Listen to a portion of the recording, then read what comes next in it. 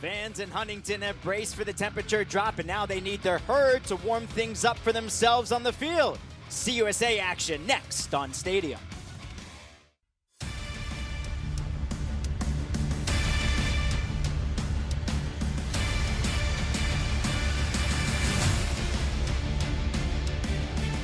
Huntington, West Virginia, the start of the Saturday Conference USA schedule. Marshall 2-3, Old Dominion, the visitors, coming in at 1-4. And welcome inside the broadcast booth here at the Joan. I'm Noah Kozlov. You better believe I'm standing in a box to get eye level, close to it, with the two-time Super Bowl champion, SEC champion, Florida. He's Max Starks. It's cliche to say, Max, that both teams need wins. Even more so to say both teams are really hungry for wins, but it's true. No, you're exactly right. When you look at this game today, neither one of these teams have a win yet in Conference USA. They need one, especially when you talk about getting back into the East hunt and getting into that race. Obviously, West Kentucky is the leader right now, but both these teams can get back in the hunt with a win today. And Old Dominion, it starts with their quarterback, Stone Smart. They just need somebody to make a play.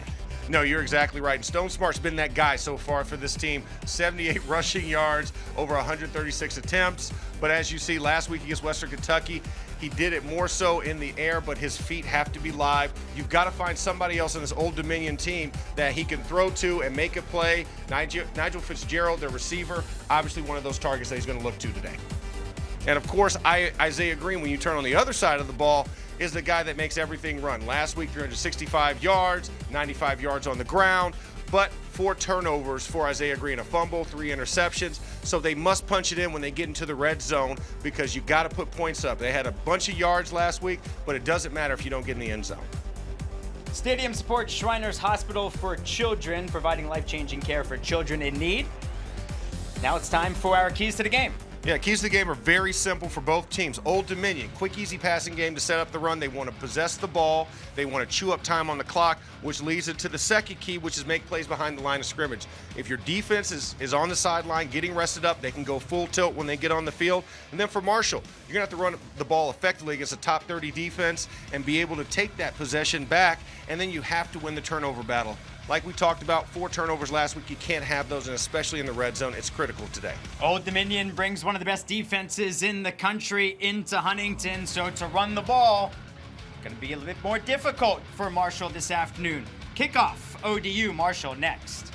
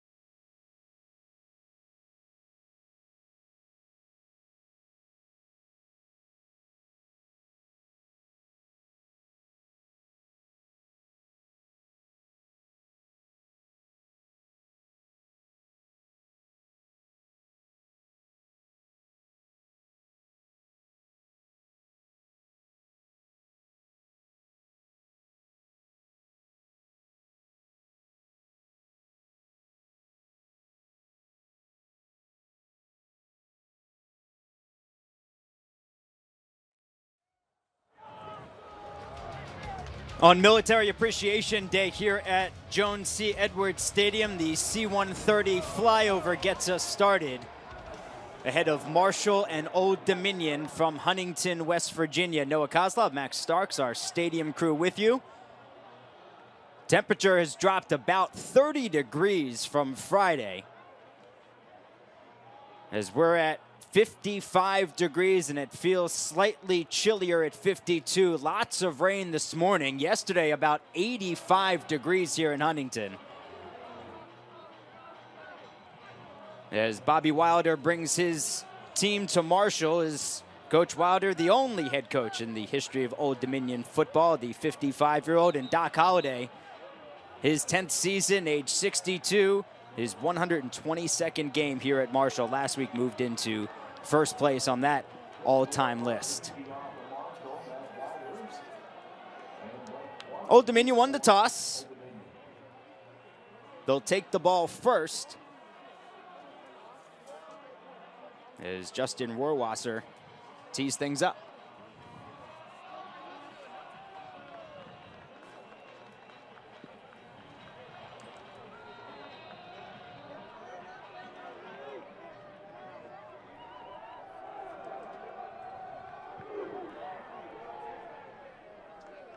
Old Dominion will let this one slide into the end zone past Blake Watson, and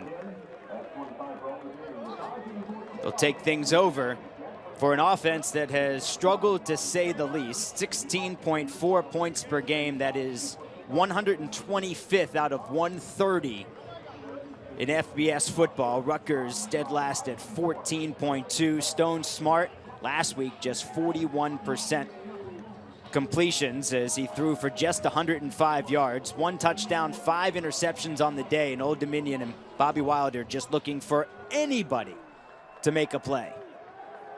It's got a man in motion,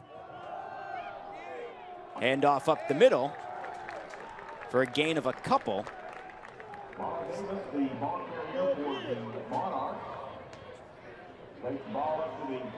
And this team coming out of a 12 personnel grouping and being detached, trying to run the ball offside to the weak side of their front, which was the left, and not a lot happening on the ball. I mean, this is such a young team.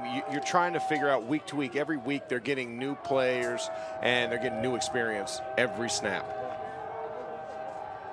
It's Robert Washington in the backfield. And on the sweep, it's Keyshawn Strong. And Strong will line up in the backfield. He'll line up in the slot. And Devontae Beckett coming in and just blasting Strong from the side angle. And this is what Marshall has to do. Their secondary is their strongest. And when I mean secondary, I mean the second level of their defense. Their linebackers are very good. Old Dominion 2 for 14 on third down last week. It's 3rd and 3 here. A jump ball and a flag is down and the pass is caught. And looks like Dante Anthony Jr. Oh, no. That's sorry. Darius Savage with his first career reception. And it'll be against the defense. Pass interference. Defense, number 3. The penalties declined. Really result of the play is a first down. Put that ball up at a 50-50 ball. And Jackson tried to make a play on it, but Savage just snatched it out the air. So it's a 23-yard completion. Good for the first down. The penalty declined on Chris Jackson. And these are the type of plays you're going to have to make if you're Old Dominion. You want to stay up with Marshall. Smart keeps it himself, and he's brought down by 94 Channing Hames and 6 Marquise Couch, first to get to him. And I'm not sure if that's going to count as a TFL or as an actual sack, because Couch just comes off the line immediately. Nick Saldiveri, the right tackle, struggling, came off of a knee injury from last week. So that was one of the questions was, can he stay healthy and be able to keep up with these defensive ends? So it's a 2-yard loss, bring up 2nd and 12. 12:50 to go here in the first quarter, and Smart is tripped up again. Yep. And Darius Hodge, hair on fire off the edge, blows past a true freshman, Kaderi Kunta.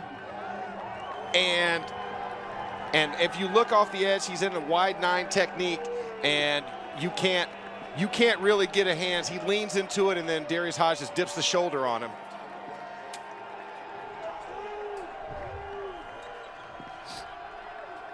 Third and 15, 12:15 to go here in the first quarter. Smart back.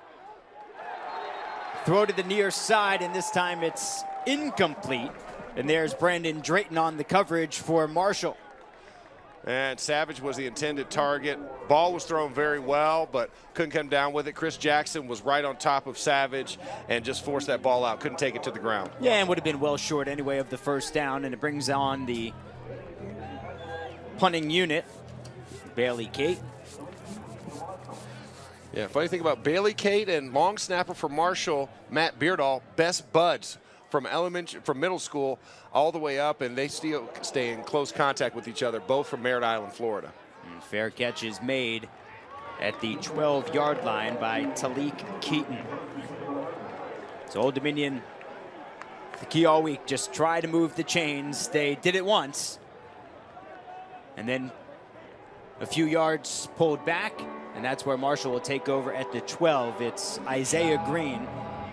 You can see what he's done at home and on the road. And he is home where he's got 6 touchdowns to just 1 interception. And Green last week, prolific, 365 in the air, 95 on the ground, although 4 turnovers. 2 picks not on him, 1 yes, and the fumble as well. Well, play action out to Armani Levias, and the tight end picks up about 5 on first down. And Armani Levias is one of the safety blankets for Isaiah Green, along with Xavier Gaines. Those are 2 leading pass catchers for this team. And just a quick little fake run, boot out the backside to Levias for a short gain. And that's what we're going to have to do, Max, on be able to keep this Old Dominion rush defense, try to open up some holes up front. Little RPO, some play action. Green back to pass. He's got all day. Now scampers right, and he steps out of bounds at the 19. Yeah, nothing available, and for Isaiah Green, you got to make a decision. You don't see the first, second read. This defense is too good. You've got to get out, get positive yardage, because you can always live for another day. And as you see, 1, 2, 3, get out. Get out, lead blockers. Don't have to rush for that first down. You still got third down. Get some yards and make it short, 3rd and short. And you can see how much they're paying attention to 6 in white. That's Keon White. There's Marshall on 3rd down at 35.5%, 100th out of 130 in FBS. Last week, 5 for 15 in their 11-point loss to Middle Tennessee State. And down goes Isaiah Green, and it is Keon White along with Jeremy Miser. And Keon White was a guy that we talked to Tim Cramsey last week. He said that, hey, you've got to keep a hold of 6 White on the right side. And they do a nice stunt game when they do a double twist and comes inside. See Keon White to split the guard and tackle and just takes Green down, not even a shot.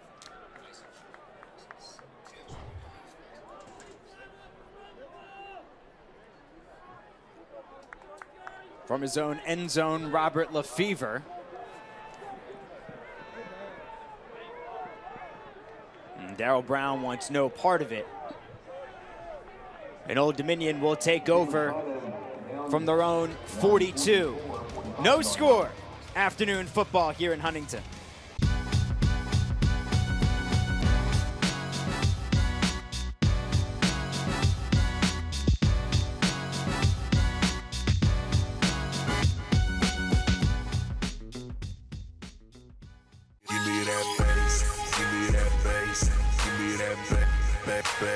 Bass. Give me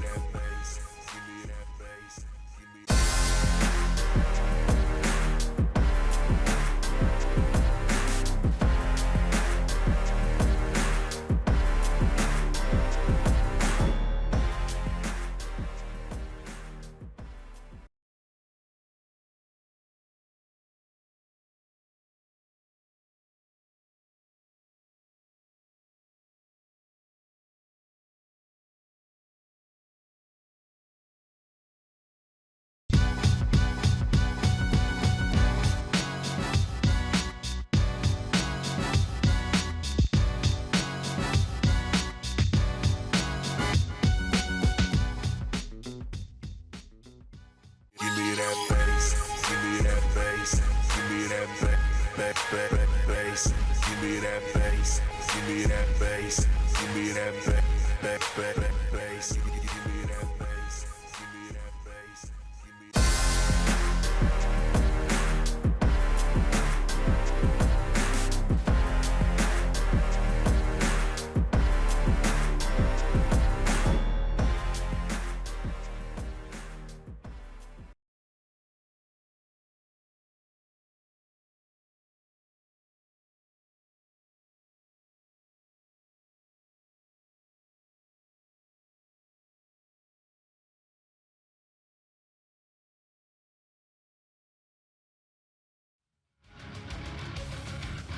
Tonight at 7 Eastern, the Black Knights of Army visiting Big Red in Western Kentucky. You can catch that game on Stadium, the only 24/7 network available on both television and digital devices without a cable subscription. Stadium, welcome to the game.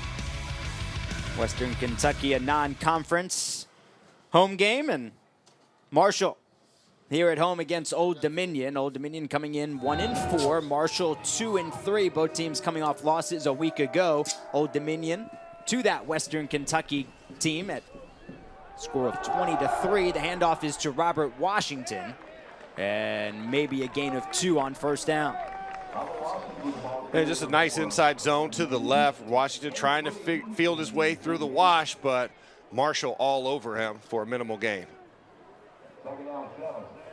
The quarterback, Messiah DeWeaver, after the opening drive from Stone Smart ended with 1 first down. It's now the junior with 0 pass attempts for his career.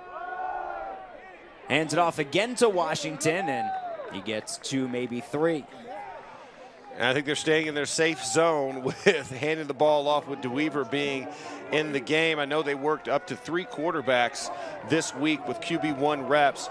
They said if things don't look comfortable enough with Smart, we're always willing to put other guys in to see if we can get something going for this offense to get a spark. The transfer from East Mississippi Community College, facing a 3rd and 7, and he takes off himself. And he gets out near the first down marker, but it's going to come up a yard short. And this is a question, will you go for it? Will you not go for it this early? I think they're going to punt it. But now, if I'm Old Dominion, the biggest thing I need to do is play keep away for this Marshall offense. You want to make them go the longest route possible. Don't turn the ball over if you don't feel comfortable with this offense.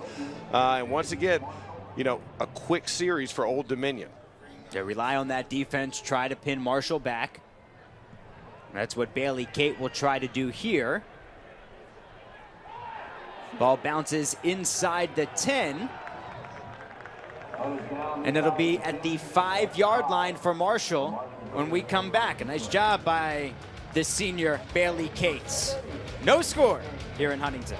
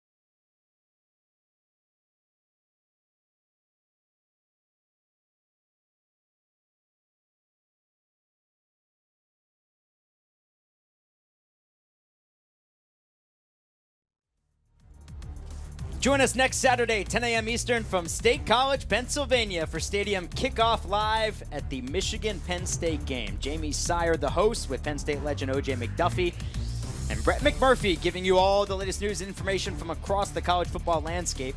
Catch Stadium Kickoff Live from Penn State, 10 a.m. Eastern on WatchStadium.com. Stadium, welcome to the game.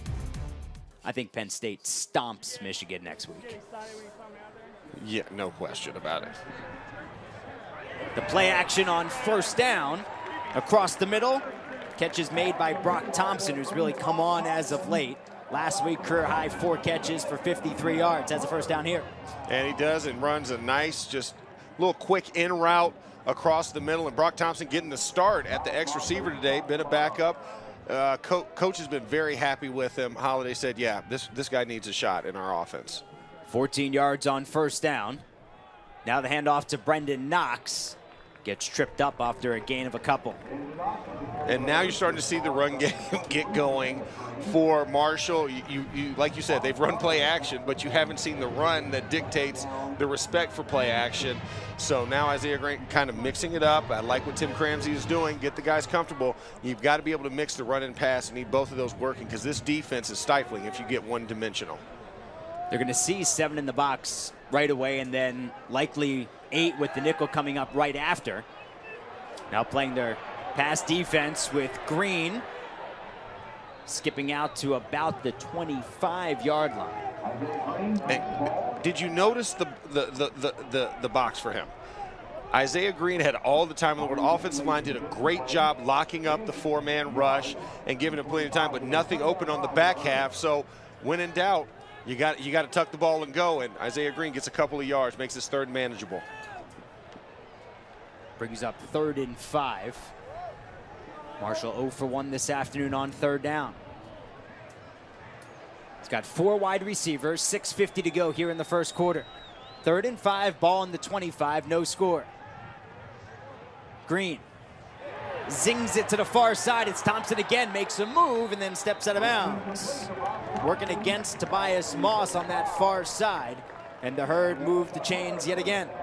And Brock Thompson, a nice tall target at 6'2", working against a shorter defensive back in Tobias Moss. Just makes a nice move to the inside, catches the ball, and then gets north. 15 yards on 3rd down, so he's got 29 yards on 2 catches on this drive, does Thompson. Now 6:15 to go. Green can't hit his man. And Brock Thompson had the inside edge, looked like he was trying to run a 9 route up the sideline, and Isaiah Green just sails it a little bit further to the inside and a little bit high, but he knew what he had, and Brock Thompson did a great job. I mean, this is a true freshman we're talking about, the receiver position, 6 games into the season, and they're finally feeling their own. This team has gone through a lot of transition, a lot of young guys on the field, so every snap's important, and they're learning something new. And, you know, that's a comfort for wide receivers coach Dallas Baker.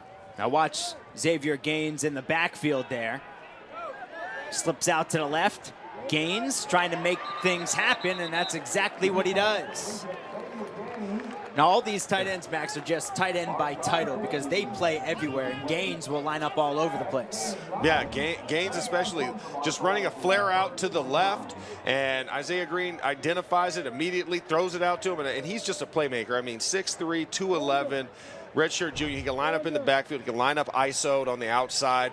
Yeah, they move around, and Doc loves having tight ends available to do a lot of different things. That an impressive rushing TD that fooled me as a broadcaster in the Ohio game just a few weeks ago. Knox bouncing out near that first down marker. Have to wait for the spot. Yeah, and they give it to him. Said it was enough. More than a nose over it. But running the counter game to the right, and Brendan Knox tried to just figure out through the guys, but ODU swarming, not giving up a lot of yards, but they gave up enough for the first down. His Old Dominion rush defense averaging just 101 yards allowed per game, 2.9 yards per attempt, at 23rd in the country. Last year, 109th. It's 1st and 10, ball at midfield, 5 minutes to go here in the first quarter. No score, Marshall, Old Dominion. Green facing pressure from the back, throws it up, and his intended receiver is Willie Johnson. Once the flag, won't get it. And Isaiah Green was feeling pressure, decided to get it a little, tried to release it just a little bit high, wasn't able to get back on his back foot and deliver forward because he was feeling pressure. It looked like from Marcus Haynes. You'll see pressure coming from the left side of the screen, yet Marcus Haynes coming in from behind. He could feel it and just sailed the ball a little bit over Willie Johnson's head. Now, Willie Johnson is an athlete, but he's only 6 feet. Now, if he was 6'3", probably would have came down with it, but a little bit high for Green. 2nd and 10 from midfield. Knox skips across the 45, dances out near the first down marker at the 40. He's going to be less than a yard short, a gain of 9. And this is a great job, knowing that this team wants to rush and wants to create a lot of pass rush lanes. The delayed halfback draw off to the right-hand side gives Brendan Knox enough time so that the holes clear up, because Old Dominion's been using a lot of stunts early on in this game. Up the middle for the first down. It's Brendan Knox again. Now, Knox against Ohio a few weeks ago. The first half, 16 carries, 133 yards and a touchdown, and then did not come out in the second half. Had what was described as a upper body injury. Okay. Wheezing a little bit from running all those yards, probably. But he's been healthy ever since. And Sheldon Evans did a nice job as his replacement. And this is interesting how they have 2 guys lined up to the left of the quarterback. Usually you run split backs, but Xavier Gaines, the outside guy. Oh! Little trickeration. Gaines into the end zone. Brock Thompson is there. Touchdown, Marshall. Only a tight end by title. Xavier Gaines now with a rush TD this season and a passing touchdown. And Brock Thompson has his first career touchdown reception. And I just told you, Xavier Gaines, it was a weird formation lined up outside of the running back to the left, and we see why. Does a little turnaround, IDs Brock Thompson down the sideline and delivers a very nice pass for the score for the Herd.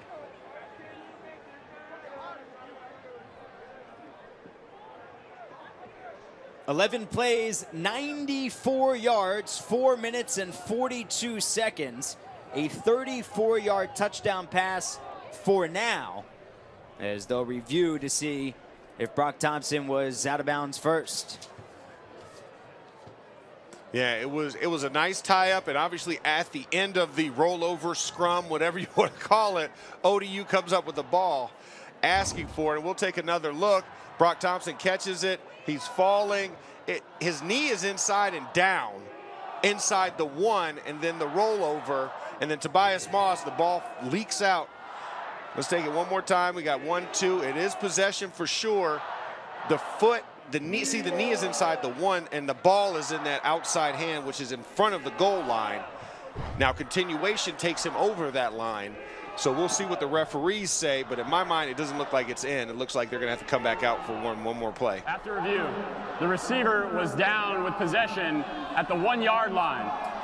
It'll be Marshall's ball, 1st and goal. So take at the that 1. first career touchdown reception off the board for Thompson and the touchdown pass from Gaines, and Doc Holliday's group will have to go back out there at the 1-yard line. Let's show the trigger. Look at that little spin out by Gaines. Remember the previous play, Gaines ran a flare route off of that same formation, and then now this time around, looks like he's going to run the flare 4-step, curls back underneath. Green hands it off to him. A double pass in the backfield to Brock Thompson, but now it looks like they're going into what is believed extra lineman end. James McGee on the right-hand side wearing the number 36. Green keeps it into the end zone. And there's Devin Miller with the touchdown reception. So you don't get the touchdown on the previous play, but you come back, you run with an extra lineman, you run a triangle in the backfield with 3 different guys, and then Devin Miller, little box out move, and then just post towards the lane. Little pick and roll action, and he gets it with the touchdown for 6. On for the extra point, Justin Rohrwasser.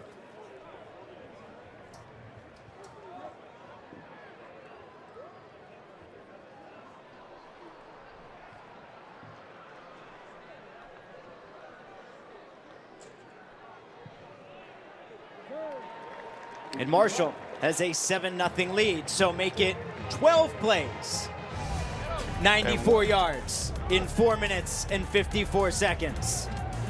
Wasn't as pretty as the previous play, but 7 is 7, and Marshall leads 7-0.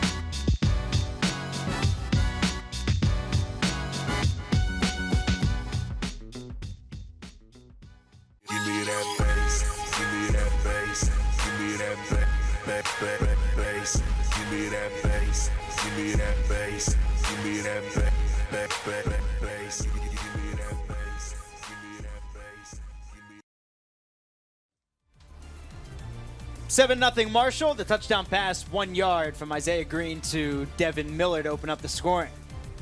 Yeah, and Devin Miller on the previous play is lined up right here at the right halfback position, and it looks like, okay, maybe he's going to be a lead blocker to one side. He crosses motion to the left, gives like a little nudge, and then he's right open, like a basketball player rolling towards the lane. Wide open, easy pitch and catch for Isaiah Green to Devin Miller for the first touchdown of the game. Back to receive the kick is Blake Watson with a full head of steam. And he gets across the 30 to the 32-yard line where Old Dominion will take over. And the question will be which quarterback will bring this offense back out to the field. Will it be Stone Smart, who led him out in the opening drive, or Messiah DeWeaver? And it is number 4, Stone Smart. So it looks like they're on an alternating schedule. Whoever's going to be the first one to get some action going for this team. Stone Smart having the most success so far of the 2 drives prior, getting a first down, but not a lot of luck after that. The only one who thrown a pass so far for Old Dominion. Smart 1 for 2, 23 yards. It was that first down pass. Hand off to the left side. A gain of a couple for Blake Watson, the redshirt freshman. And Old Dominion doing a very creative job of lining up their running backs in different positions. Right there on the previous play, Watson lined up as a wing back and coming over in motion for a jet sweep. Usually this is reserved for wide receivers, but they love their running back so much and they like using as many as possible, so they line them up in a lot of different positions. This offense is so different from a year ago. Last year, just throw it all over the field. Hurry, hurry, hurry. Now just huddling up and trying to use about 60 plays per game. Under pressure and brought down is Smart. 3 were there, including Jamari Edwards with his first career sack.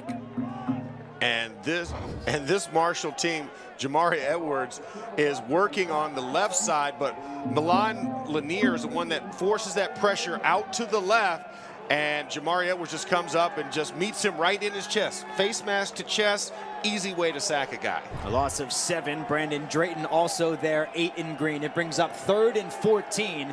2 minutes, 10 seconds to go in the first quarter. 4 wide receivers, 3 to the right.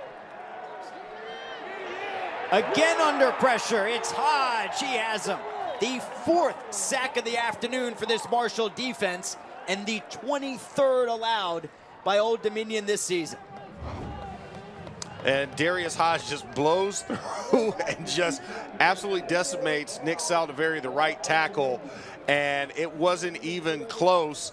And you say it was a foot race. Milan Lanier on the previous play said, I didn't get the sack. I'm going to try again. So he applies the pressure again, but the defensive ends quicker than the defensive tackles to the quarterback. So more minus plays for Old Dominion. Now -4 in the rush game. Punt to the 35. And that's Willie Johnson on the punt return. And Willie Johnson a little upset. He's like, I had a lane. I saw it. I was there. But a lot of blue shirts were attacking him. But nice punt return considering they had 2 guys deep. You know, for whatever reason to make sure, hey, if it goes left, if it goes right, if it sprays, we're going to go ahead and have somebody back there. And Willie Johnson doing a great job of fielding that punt. So this Marshall team last week losing at Middle Tennessee State 24-13, had plenty of opportunities. The 4 turnovers did them in. Not much going on first down, the run up the middle. And in the second half, they were inside the 25 max 4 times, but came away with no points. They had 5 drives in that second half, 304 yards. 3 ended on downs and 2 interceptions. And that is tough. And when you're in here today, that's got to be the focal point for this Marshall team. Finish off the drives. Don't get inside the red zone and think it's good enough. Get the job done. Quick pitch goes nowhere on 2nd and 8. And if you want to get on this Old Dominion team, I think right now the success has been either delay to let their defensive line rush and create holes, or you got to get outside to the edges. But running through the teeth of this defense between Ross, White, Miser, and Wilder, it's going to be very tough. And Lawrence Gardner, their Mike backer, has been filling the hole very great up and not allowing the guys to get to the second line.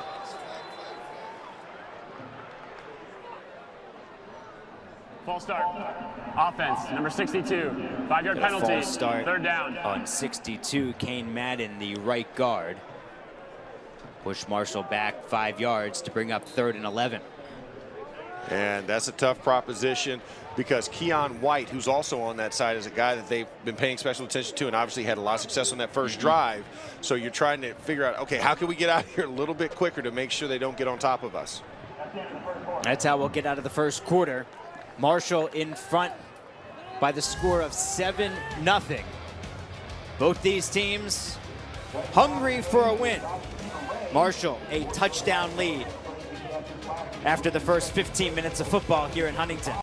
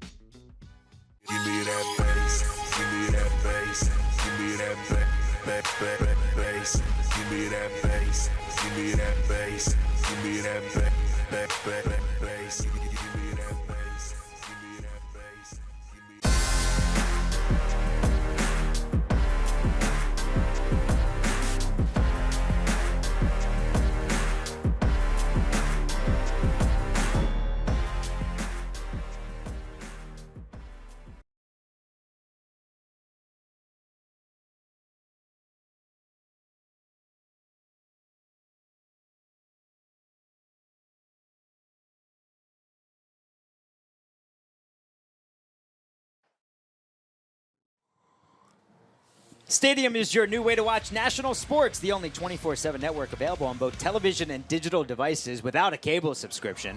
Live and classic games, daily live studio, original programming. Check your local television listings or just go to watchstadium.com. Stadium, welcome to the game. That's how my mother-in-law watches it.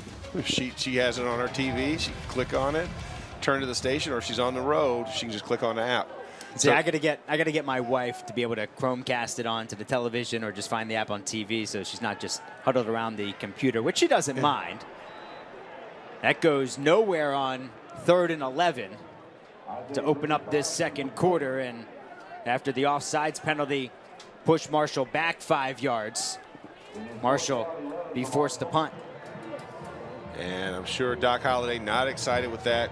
You had a lot of success on the last drive, changing it up, and then now, you know, the pre-snap penalties, the above the neck are called the above the neck penalties. Anything pre, post you can live with, but pre is always unacceptable. And that right there in a key moment to have that type of penalty and push you back and make it from, 3rd and still long, but 3rd and extra long when you're behind the sticks, very tough to overcome. It's a short punt. Received by Darrell Brown, and Brown is brought down pretty quickly by Justin Morrow. Now time for a word from Stadium.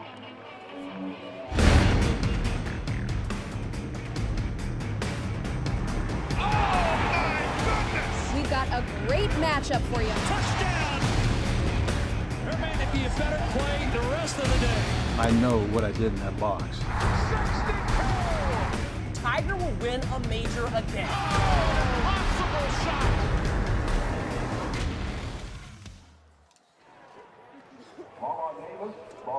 Handoff on 1st down. It's Lala Davis, his first carry of the afternoon. Davis picks up 6 on 1st down to bring up 2nd and 4. Davis been battling an ankle injury, and then he got backed into by an offensive lineman during practice with this week, which exacerbated the issue.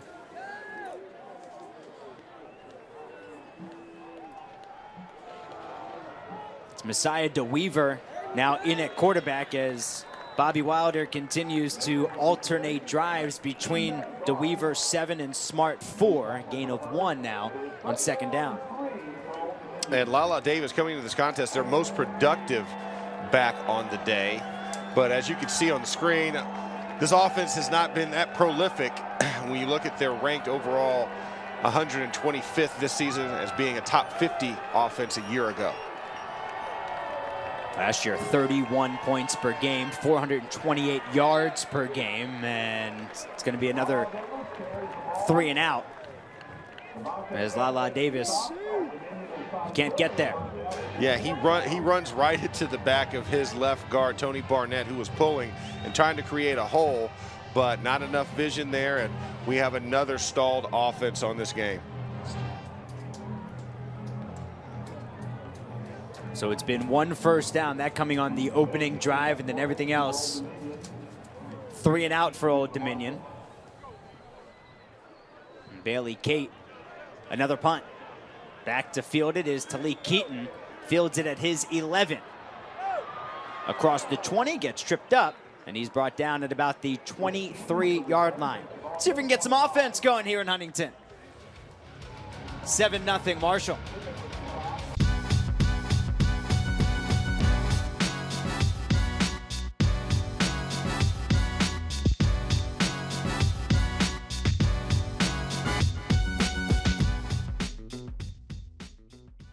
Give me that bass, give me that bass, give me that bass, give me that bass, give me that bass, give me that bass.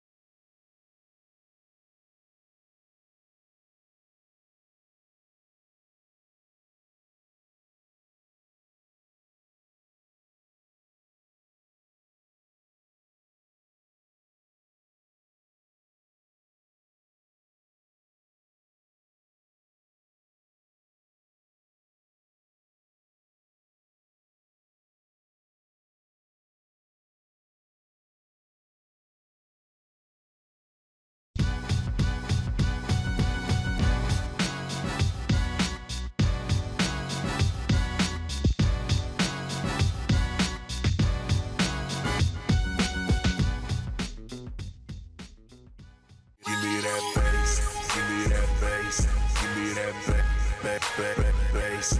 Give me that bass. Give me that bass. Give me that bass.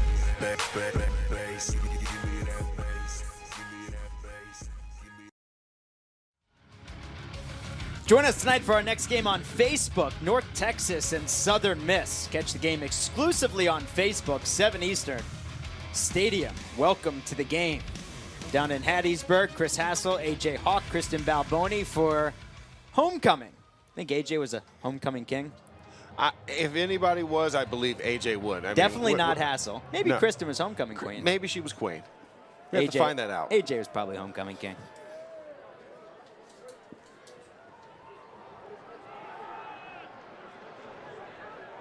It's Brendan Knox on first down across the 25.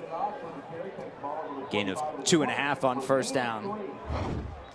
And the offensive line doing some great man-on-man, trying to get it up to the second level, but the fill by the safety, and looks like number 13 for the squad coming in and laying the hit, Therese Dickerson, a little shaken up on that play, coming in, and Brendan Knox just kept his feet churning. I mean, we thought the play was down, and it was still going as Brendan Knox was shedding blockers. Looked like his shoulder. Yeah, right shoulder. It looked like a right upper body injury, shoulder. He was kind of flicking his hand a little bit. Probably a stinger or something. I had a bunch of those in my career. I would imagine. Not fun. You got through those a little differently than guys are now. Yeah, just a smidge. And a nice job immediately by 52, Juwan Ross, to wrap up Brendan Knox. And this is one of the things that's going to be tough for this squad. This group has played together, this offensive line, but this defensive line is just so tough to run between the tackles. Juwan Ross, Jeremy Miser, really plugging the holes and not giving running backs a lot of vision up the middle. That's why I think it's more imperative they get on the edges if they want to have success running the ball against this Old Dominion defense. Team high 8.5 tackles for a loss this season for Ross on 3rd and 7. Green escapes, and Green has a man for a first down. It's Xavier Gaines as Marshall converts a 3rd and long.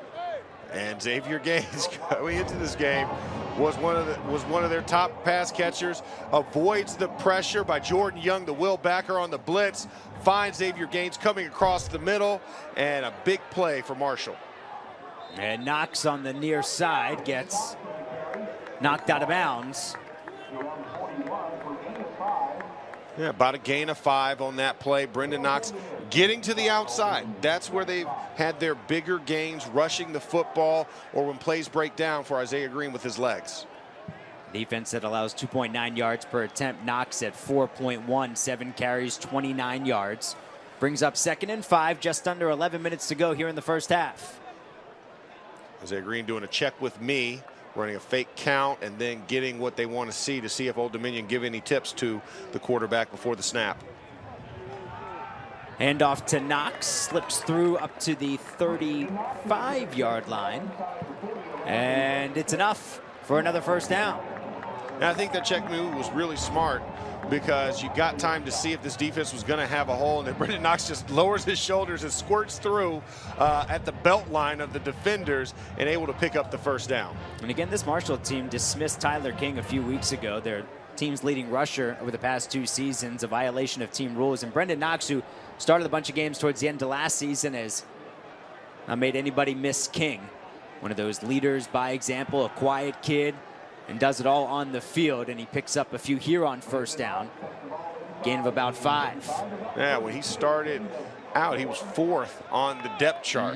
And like you said, with the dismissal of King and with his play, he's a silent kid, just goes out and works hard. He's there 15 minutes early, Coach Cramsey said, and he just gets the job done. And you can see that with his will. Nothing fancy, running up the field, try and get as many yards as he can, no flash and dash. Officially a pickup of 4. Green keeps it himself. And he backs his way across the 25 for a first down. Who's that guy with you guys on the Steelers during those championship teams? Was there a silent leader? We had a bunch of silent leaders. I mean, Heath Miller never talked his entire career in Pittsburgh, so he was one of those guys that led by example. Our running back's a little bit more vocal. I knew you had a few wide receivers who talked. I had a couple of guys in my time. I mean, we could name a few of them.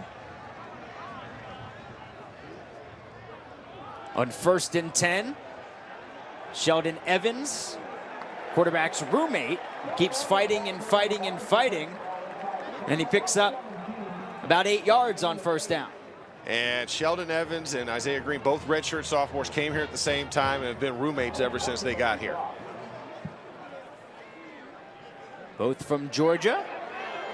Keeping it himself, it's Isaiah Green, and Isaiah Green has 6 himself. And fooled everybody on the Old Dominion defense. They thought they were handing off to Evans. He keeps it, takes it up the right side, and just sneaks into the end zone. And we'll take another look at the fake, the pull underneath. The biggest thing about a fake, you have to carry it through the belly and then bring it back. And because he was crossbody, the defenders lost where the ball was. And Isaiah Green, very fast, as soon as he had the ball, and into the end zone, another score for Marshall. So keeping this defensive line off balance. The extra point is good. 9 plays, 77 yards in 4 minutes and 14 seconds. Capped off a 17-yard touchdown run by Isaiah Green. It's a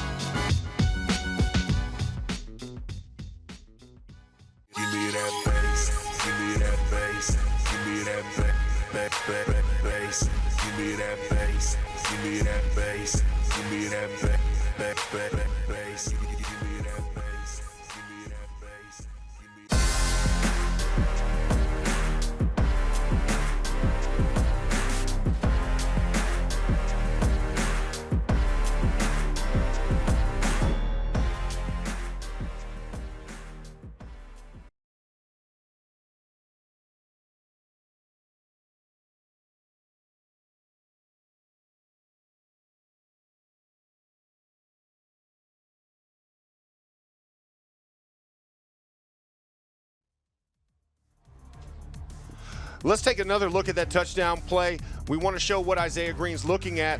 Isaiah Green is going to be looking over here for the defensive end to see if he's going to clear, and that is off the edge. And once we play this, once again, you see the defensive end closes, and then, of course, this whole entire field is open. So Isaiah Green continues to talk, and he says, hey, I need to take this, and takes it out the backside and is able to skate through. Everybody bit on the fake because Sheldon Evans ran the play the same way but right before. And so Isaiah Green said, hey, this defensive end's closing. I need to make a decision, and gets into the end zone for a score. Second career touchdown run for the quarterback, Isaiah Green. It's a 14-0 lead for Marshall. And the touchback will start things off for Old Dominion at the 25, and it looks like it'll be Messiah DeWeaver back out there. After that first drive produced a first down, it's been 3 and outs ever since.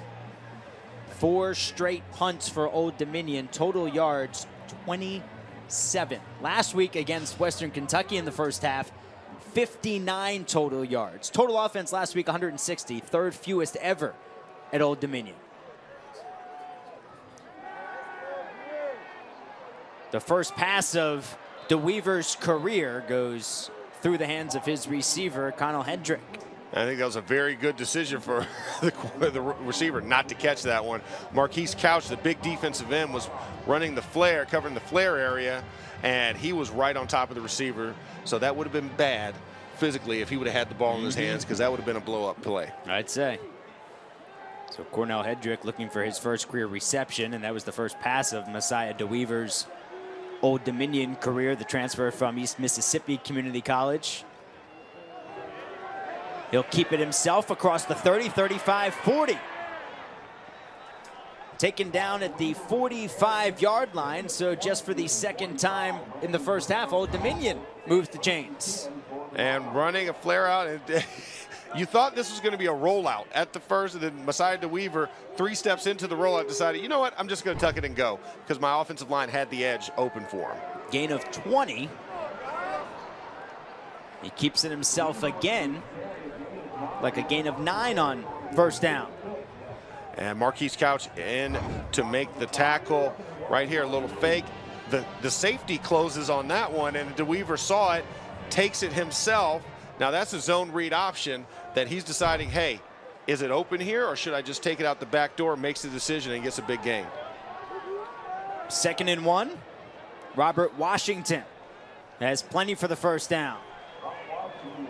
So what is the exact difference between, and I don't mean to put you on the spot, but it's not an easy answer, of RPO and zone read? So zone read is basically, I have a decision to hand it off to the running back, or I'm going to pull it and take it myself, depending on what that backside defensive end does. If he closes, you pull it and you take it yourself. Okay. But if he stays in the lane, you hand it off to the running back. Motion on the Old Dominion side of things.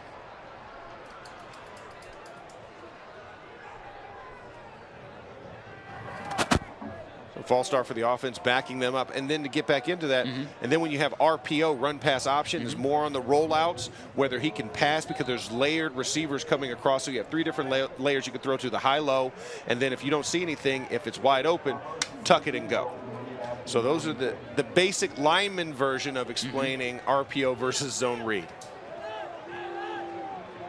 1st and 15 now. DeWeaver going up top, and it's incomplete. His intended receiver, the 6'3" freshman Darius Savage. And a good job on the far side by the defensive backs from Marshall. And a great ball thrown, a nice high jump ball. Darius Savage high points the football. But the problem is, when you have hands in your face, it's tough to come down. So Kerryon Merrill does a great job of affecting the catch.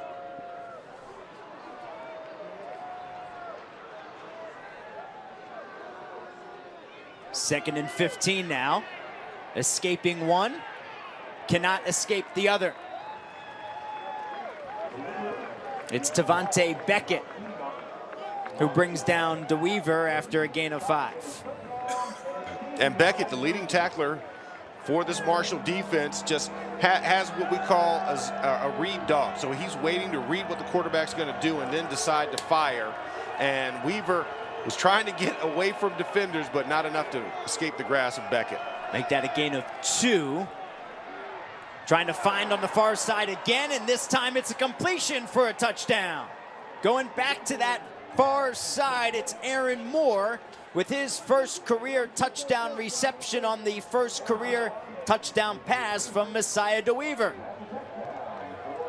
And what a great job.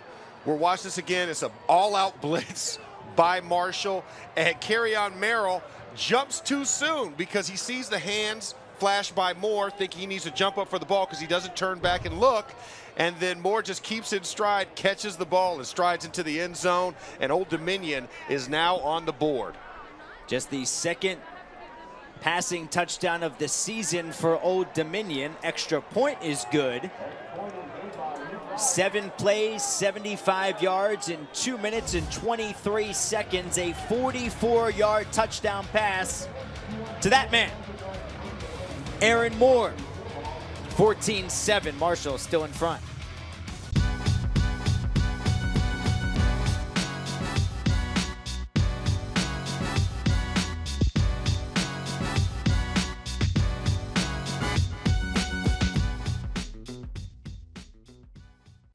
that bass. Give me that bass. Give me that bass. Give me that bass. Give me that bass. Give me that bass. Give me that bass. Give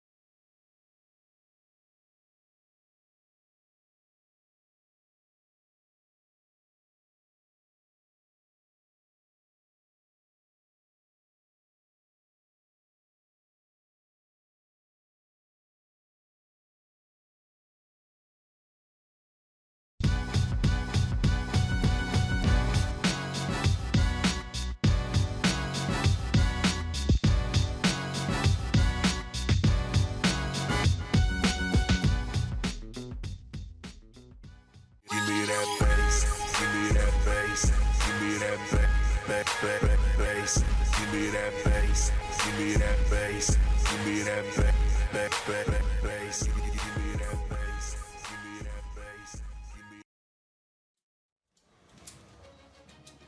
How about Old Dominion dialing up some offense? First 4 drives went nowhere. 1 first down, 4 punts.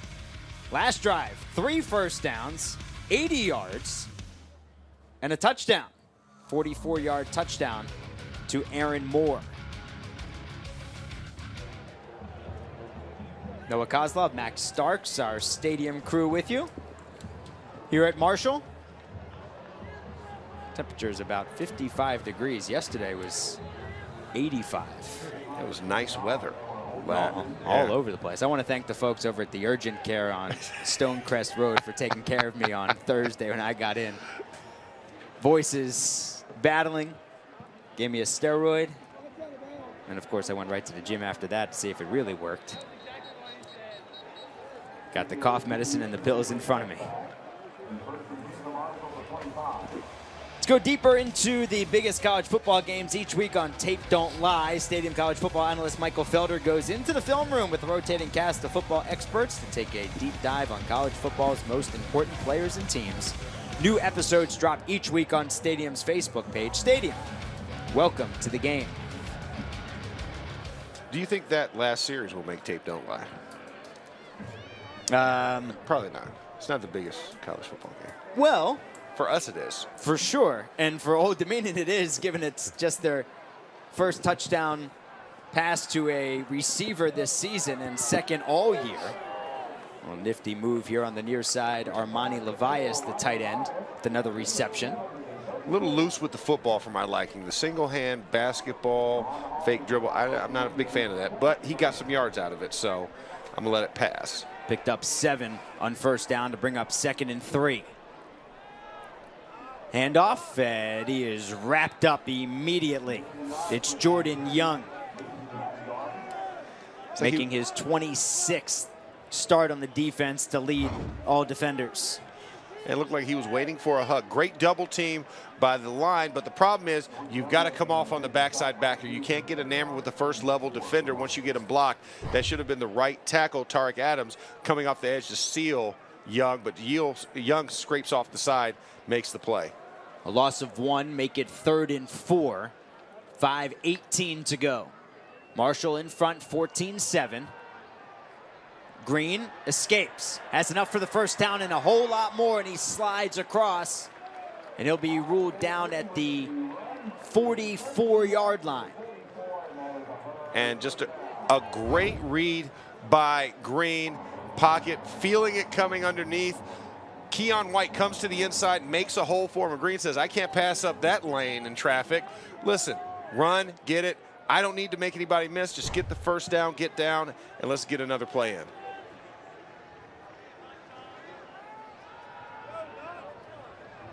A man in motion, but the handoff is to Knox. He dives forward for maybe a yard. And this Old Dominion defense does a great job of strafing down the line. When I say strafing down the line, meaning linemen are trying to cut on the right-hand side, but they keep their hands in front of them, push the guys down so their legs are free, because you got to see through the trash, and they're able to make that play on Knox with minimal gain. 2nd and 9, 4:15 to go here in the second quarter. Knox again, and he's met by a few. First one there is Jordan Young yet again from Coatesville, Pennsylvania, outside Philadelphia. Yeah, defensive line doing a really good job of absorbing 2 blockers. Marshall's trying to get double teams and trying to get up to the second level to those linebackers, but because of the job the defensive line's doing, they're not allowing them to get there, and then the linebackers are allowed to fill and make the plays in the hole. Brings up 3rd and 8. Marshall 5 for 7 on 3rd down.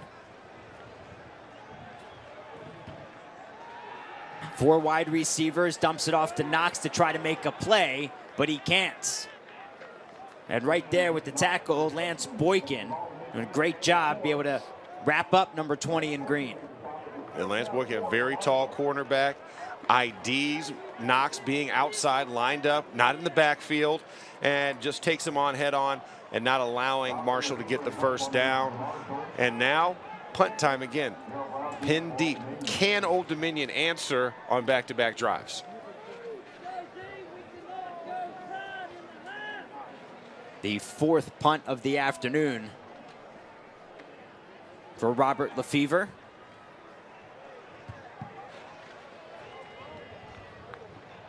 And the fair catch is called at the 9.5-yard line by Darrell Brown. Our fan of the game, hello, Margaret. Wow. 1-year-old Margaret, her first Marshall football game, has the glitter, celebrating her first birthday.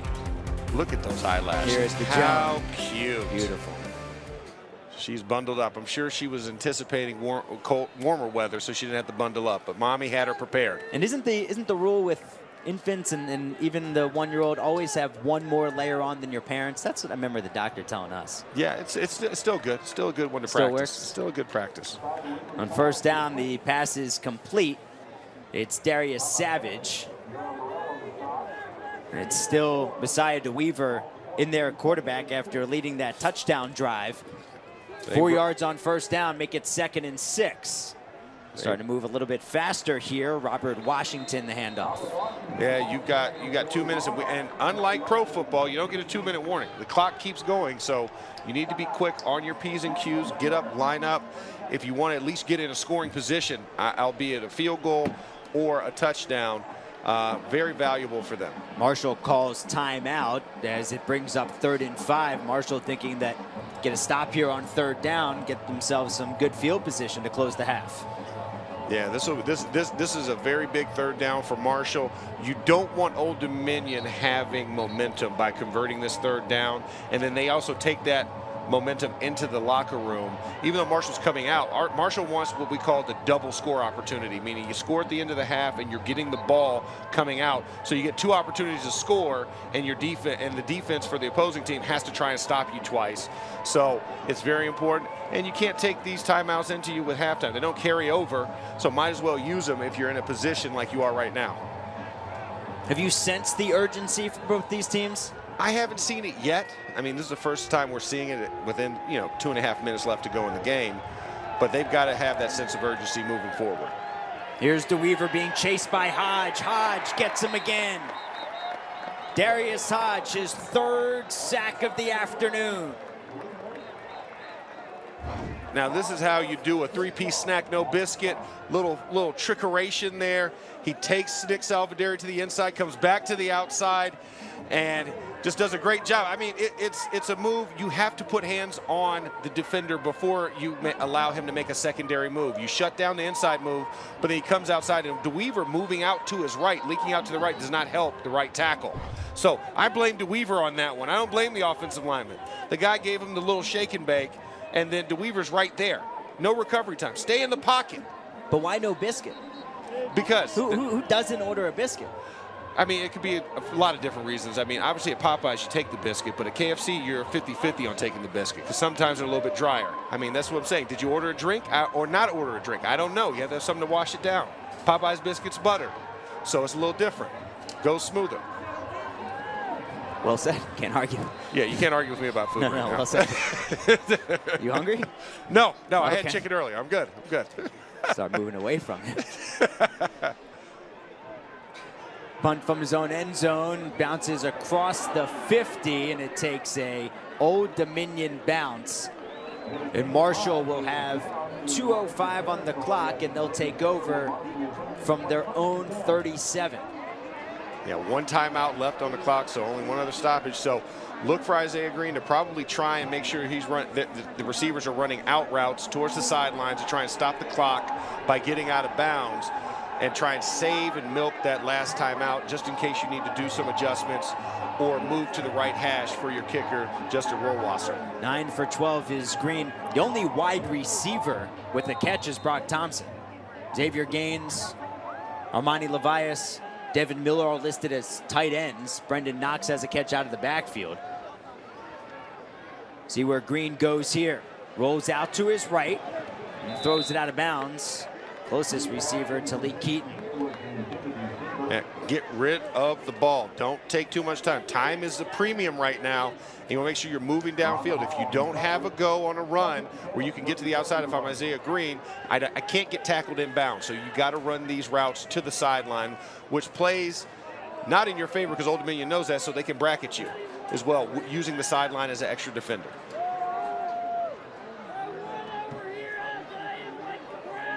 He's got Sheldon Evans to his left in the backfield with 4 receivers. Flips it out to the right side across the 50. The catch is made by Brock Thompson. His 4th catch of the afternoon. Yeah, hurry up on the ball. They should have 2 plays called in there. So get the guys lined up. Let's try and make the best of this. You have time on your side. You're at minute 45. You're at midfield, so you could be a little bit slower where you don't have to burn that timeout, but you need to have 2 plays ready to go. Minute 35 to go. 14-7 Marshall in front. Bobbled that snap, did Green. Now facing pressure and throws it away. And pressure coming from Jeremy Miser. And this is going to be one of the challenges for this offensive line. Can you keep Isaiah Green clean? Because you have guys on the opposite side of the ball. Keon White's been providing a lot of pressure. Miser, Jawan Ross is coming into this game. They're all guys who like to pressure and run against the quarterback. They know you're in a pass situation, so you have to be on your P's and Q's and block these guys up and give Isaiah Green enough time to make a decision. 2nd and 10 from the Old Dominion 49. Quick hitter. And brought down immediately. The catch is made by 19, Stone Scarcelli. Makes it 3rd and 4.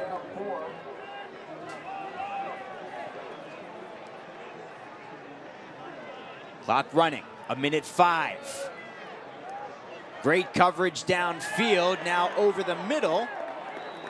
Catch is made by Armani Levias. Chains will move. And you've got under a minute, got about 57 seconds, plenty of time. You're now within the range of Justin Rohrwasser, where you can be conservative, keep the ball inbounds and just inch it up a little bit for him, give him a little bit of range. Coach said the range that he's looking for is 40 to 45 yards. Old Dominion taking the timeout here. And also, just to give you an update. Hold that. Thursday night on Stadium and WatchStadium.com. Catch the showdown between Nebraska's Omaha North and Bellevue West High Schools. Action gets started at 8 Eastern. Bellevue West with the #1 player in Nebraska in the 2020 class, wide receiver Xavier Betts, who's committed to Nebraska. Good tease on the update. What do you have? I have South Carolina beating Georgia in overtime and 20-17. Double overtime victory. After a few missed field goals. After a few by missed field South goals, Carolina, they could have won it interceptions earlier. by Georgia. Between the hedges, too. Between the hedges in Georgia. I can't believe it. It makes me feel better about our November 2nd showdown in Jacksonville Our with my meaning Gators. Florida, since you're a Florida Gator. I mean, it's everybody's team. We're America's team. They might be tonight against LSU. Well, obviously we're prime time again. I mean, back-to-back we have College Day. So Green with the pass over the middle, and there's Levias again. He's owning the middle of the field right now for Marshall. And you think Old Dominion at least carry a man with him on the play. Let's take another look. And Levias just comes right across on a crossing route right behind the referee. He ducked at the right moment. And Levias has been sure-handed all day. 4 catches on the day. Right up the middle and then brought down. Lawrence Gardner there. His first career sack. 30 seconds. And timeout. Let's take another look. Just lines up, I mean, right on the line of scrimmage. And they did not have Lawrence Gardner as the Mike identified as the 5th man rushing. They're sliding off to the edge, and Lawrence Gardner goes unabated to the quarterback and takes down Isaiah Green for a big loss, but still within field goal range. So Marshall forced to take their last timeout of the half. So big decision here as you go into 2nd and 19. You got to down the ball immediately. If you don't have a good play, or if the play is inbounds, you got to down it immediately wherever it is to let the kick happen so you can at least have a shot at the field goal. So right now would be a 49-yard field goal. Rohrwasser's career long is 40.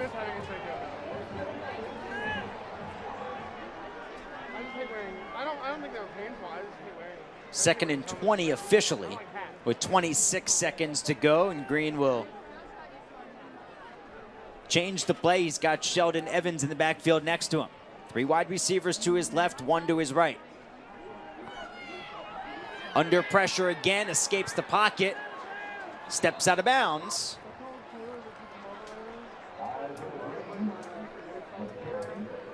Pocket breaking down immediately for Isaiah Green. I want to say he was looking to his right. Nigel Fitzgerald was ISO'd with a 10-yard cushion by the defensive back, but because pressure came up the middle immediately, Isaiah Green was forced to tuck that ball and run and try and get some yardage and get out of bounds so he can stop this clock. So it gives him 1 more shot on 3rd down. He got 6 on it. So with 20 seconds to go, no timeouts for Marshall. 3rd and 14.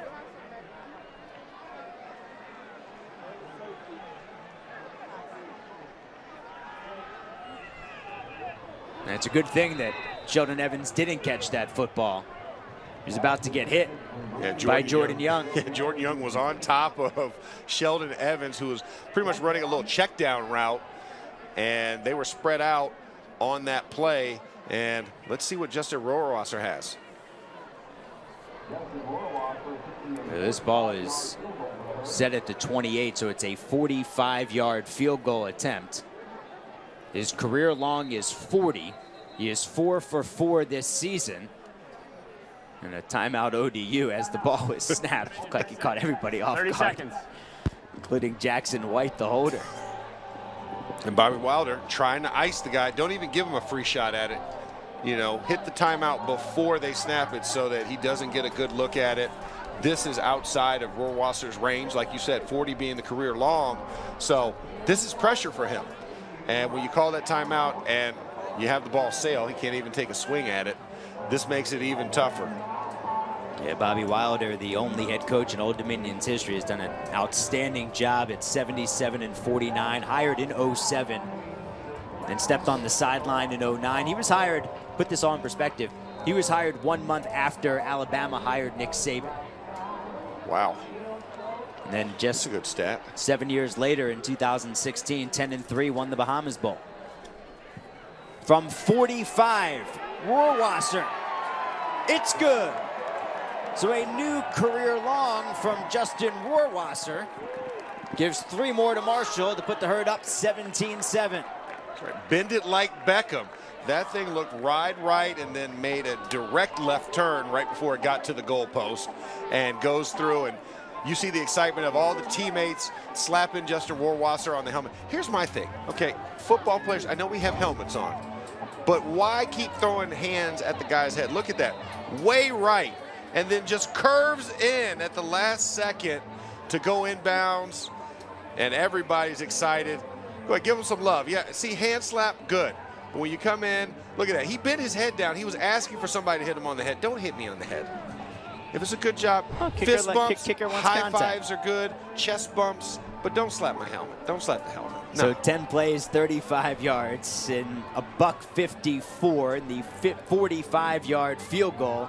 The career long from Justin Rohrwasser.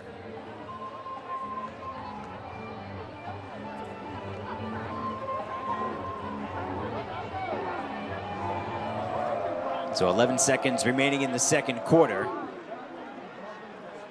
We'll slide it along. And picked up inside the 10. And a big run coming back. Going all the way down the sideline, Blake Watson. But time has expired. Wasn't sure if they're going to look at it as time was expiring. If he stepped out of bounds with 1 second left, then that's exactly what they will do. What a return. You go for the squib kick, and then Blake Watson just weaves through traffic. Not enough defenders out there that can tackle. You know, this was one of the things we talked about with Doc Holliday, was that teams don't really defend the kick. And as we see towards the end of this run, we're checking the time. He's down the sideline and gets tackled right there, out of bounds. There is a second left on the clock. Great work from the camera crew and the production crew to get that on. Great job, and enough time for a field goal. Marshall can't ice him because they don't have any timeouts left. So from 39 yards, it's Nick Rice. And Old Dominion has 3 on the board to go into the locker room at the half. Blake Watson returned it 62 yards. And Nick Rice with a 39-yard field goal to make it a 1-score game at the half. Momentum shifting, 17-10, Marshall in front.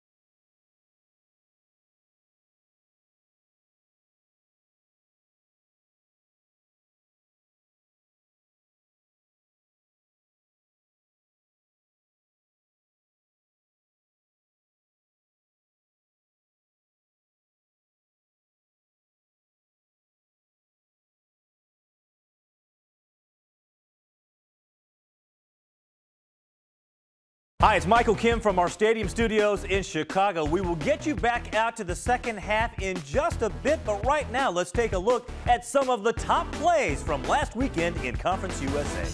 Left of Johnston as the rain is really coming down here at Legion Field. Third down. Stanley breaks free down to the 10-yard line, and he is very close to a first down. They had to go just inside the 9. Let's see. He's going to be a little bit short of the first down.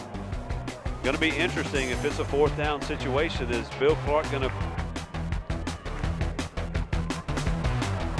Stanley inside the 5 and inside the end zone. And Lucius Stanley, his second touchdown of the quarter, and it's now a 2-score lead for UAB. Rice actually is there, makes the initial... Could have made the initial play, but Lucius Stanley's able to... Being able to keep it on the ground and have a ton of success, and they had the one touchdown pass earlier that was a pretty successful McCormick play. has the carry, and he's got daylight, and he is going to go. Touchdown, UTSA. McCormick putting this game on ice. Well, if there was a dagger, that was the one. There's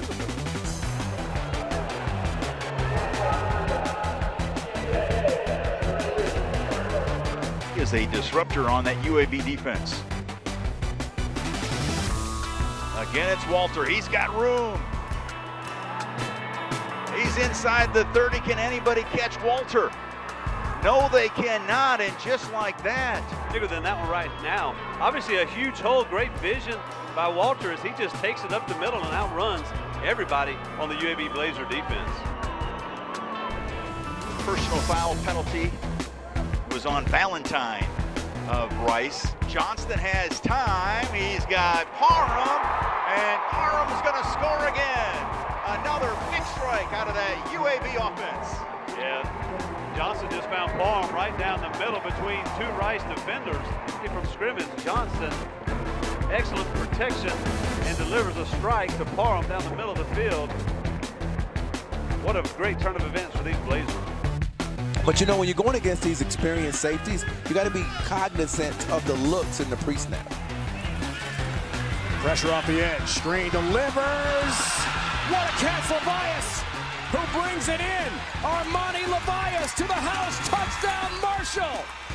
One-handed grab, the juggle, and then the sprint for 6, 75 yards.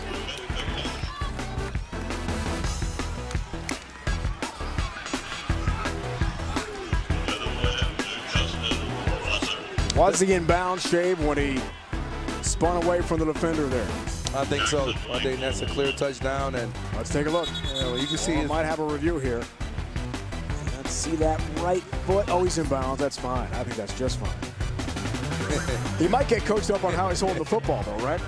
Yeah, he might. But I mean, we talked about in the beginning, take the shots, right? Because that's the thing. The Middle Tennessee football team, they know they've got some deficiencies outside that corner. So what does Marshall do? They've got a 5'9" former running back out here playing corner in Desmond Anderson. They take their biggest tight end, maybe their slowest. He's not as fast as Gaines now, and they put him outside.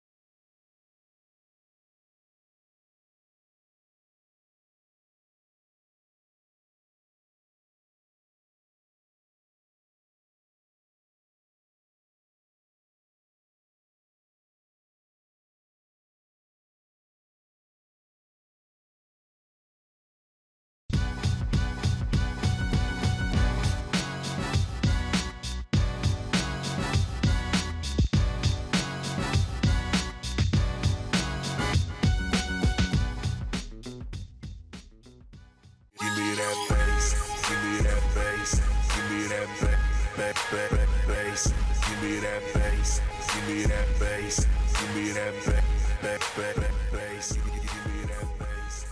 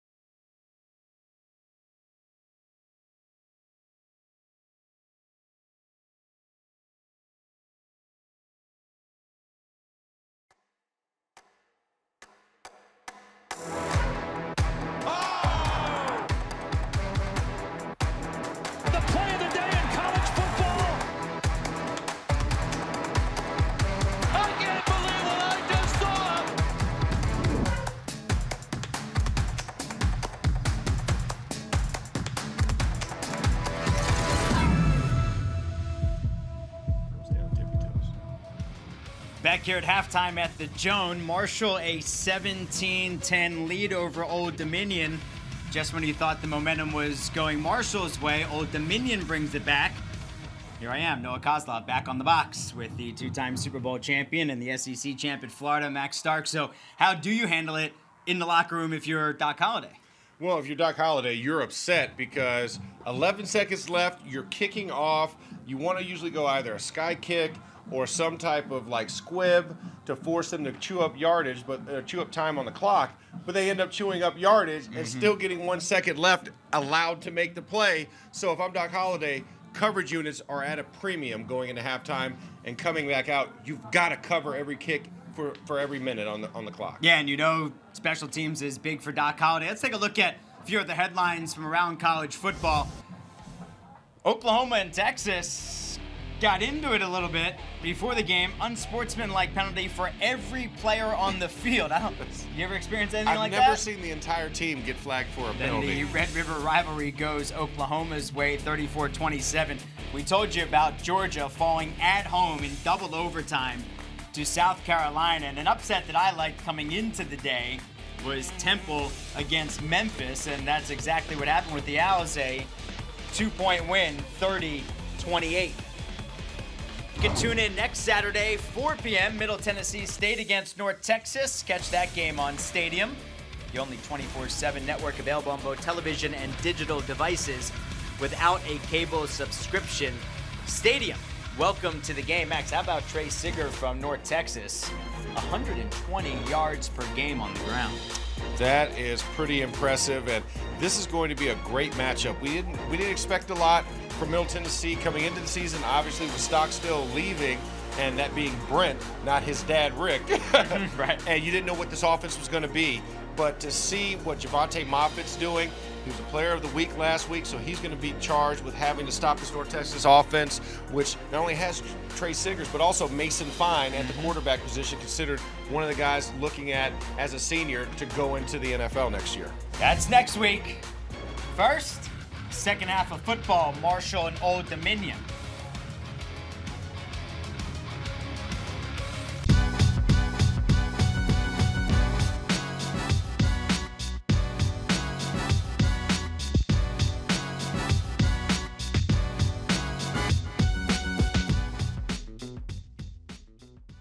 Give me that bass, give me that bass, give me that bass, give me that bass, give me that bass, give me that bass.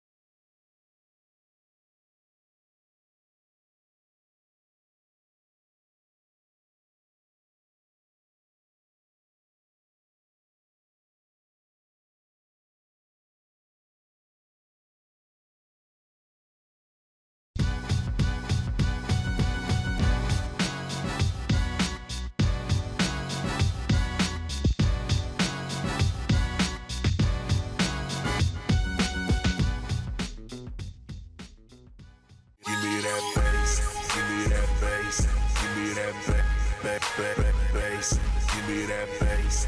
Give me that bass. Give me that bass. Give me that bass. Give me that bass.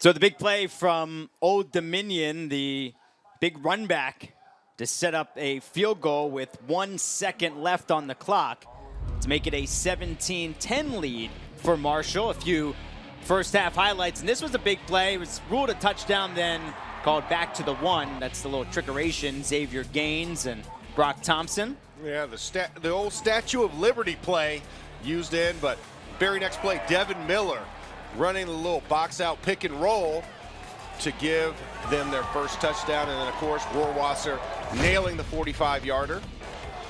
And then Old Dominion, Isaac DeWeaver looking down the sideline.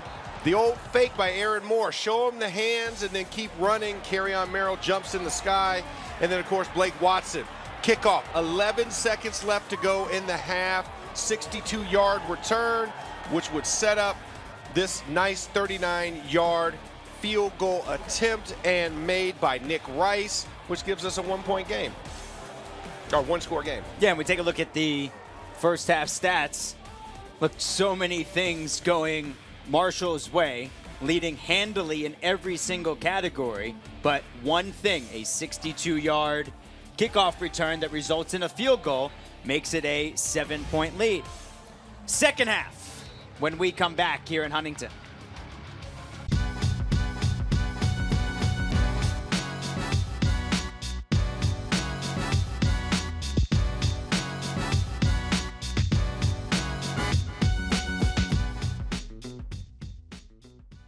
Give me that bass. Give me that bass. Give me that bass. Give me that bass. Give me that bass. Give me that bass. Give me that bass. Give me that bass. Give me that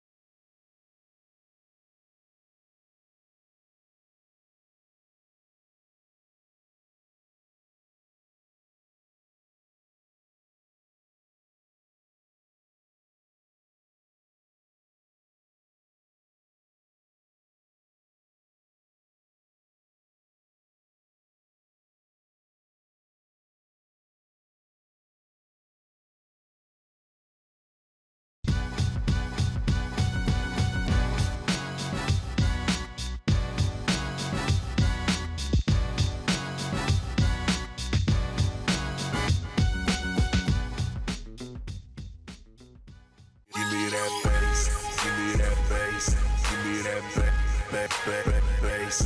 Give me that bass. Give me that bass. Give me that bass. Give me that bass.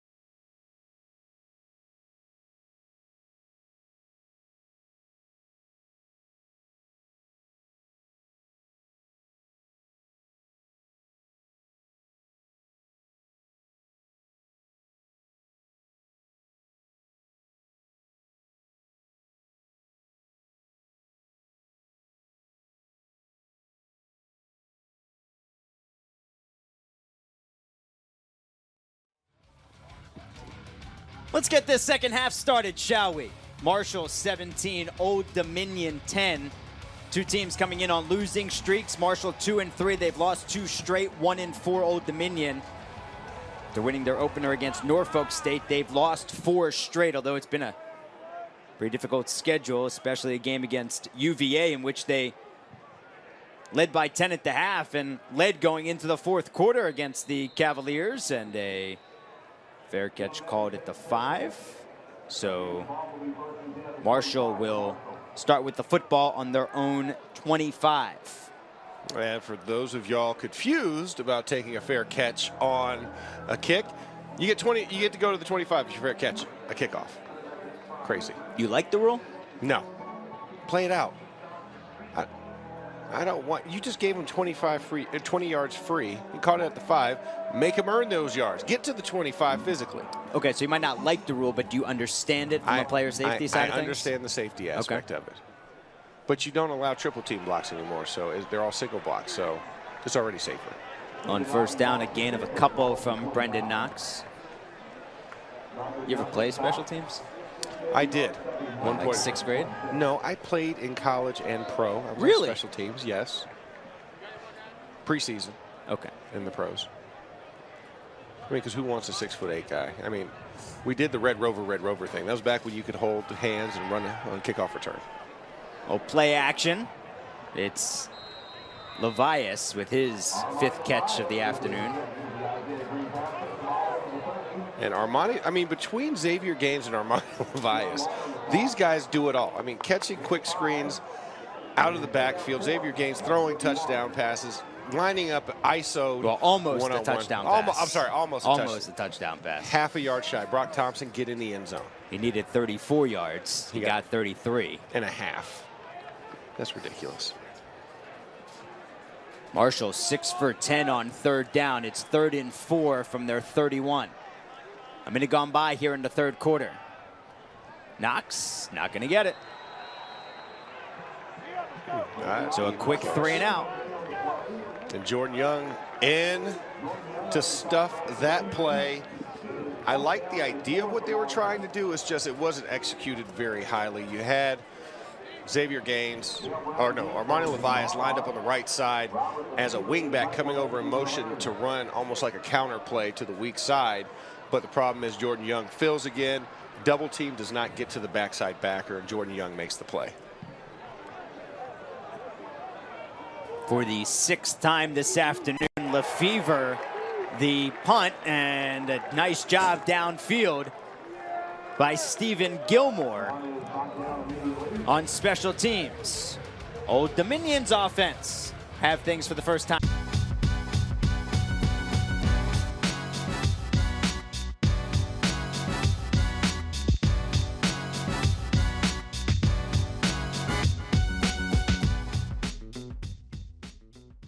Give me that bass, give me that bass, give me that bass, give me that bass, give me that bass, give me that bass.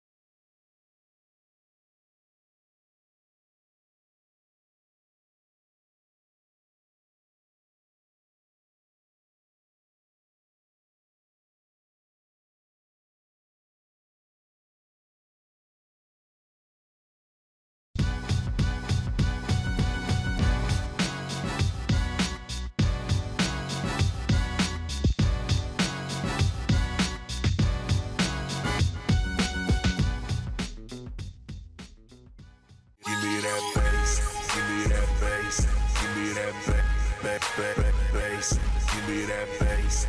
Give me that bass. Give me that bass. Give me that bass. Give me that bass. We're offering a full morning of sports programming on all of our stadium platforms. Territory gets things rolling at 9 Eastern, followed by Emerge, Campus Insiders, and Sauce and Shram. The Fantasy Sportsbook comes your way at 6 Eastern, so we've got you covered for all your sports news all day long. Stadium, welcome to the game. Messiah DeWeaver back there at quarterback for Old Dominion. Stone Smart had 2 series, including the opener, but DeWeaver has led 2 scoring drives, or really just 1, since the kickoff return led the other. And he's got a first down completion to Nigel Fitzgerald. And this was a guy that Coach Wilder identified as one of their young playmakers in the making. Nigel Fitzgerald just running a nice, quick, like comeback route, and he just boxes out the cornerback to make the play.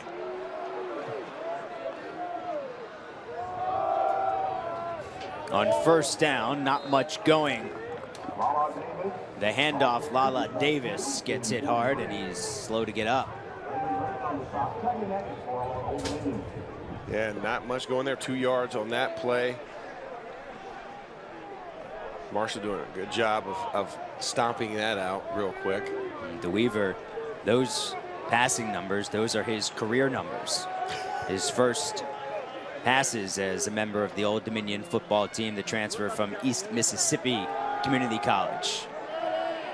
He didn't want to tuck this one, but he's forced to, and brought down behind the line of scrimmage. I know Darius Hodge was there and a few others as well. Yeah, Amari Cobb, one of the other guys in there. And you see 3-man pressure affecting DeWeaver and forcing him out of the pocket. But Hodge down there wraps around the ankles and brings him down for a loss. If he's credited with the solo sack, that's his 4th today. A 3-man pressure got to the quarterback. So making it tough to pass when you got 8 defenders on the backside blocking up the receivers. On 3rd and 11 up top. Nice job by Kerryon Merrill on the far side, defending the intended receiver, Nigel Fitzgerald.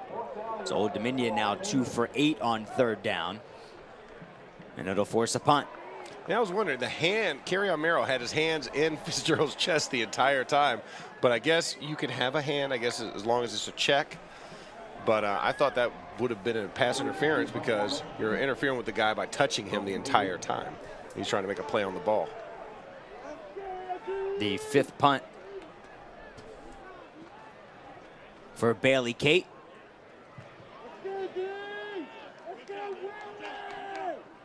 And a fair catch is called for. Talik Keaton at the 20. After a 3 and out, see what Isaiah Green has in his belt. Marshall still in front by a touchdown.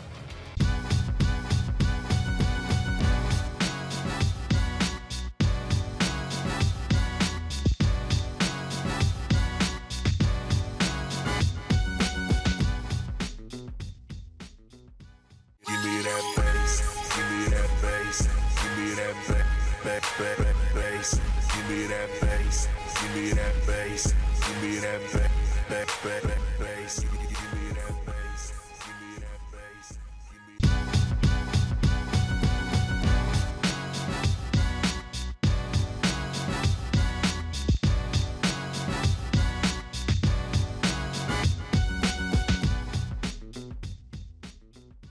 Give me that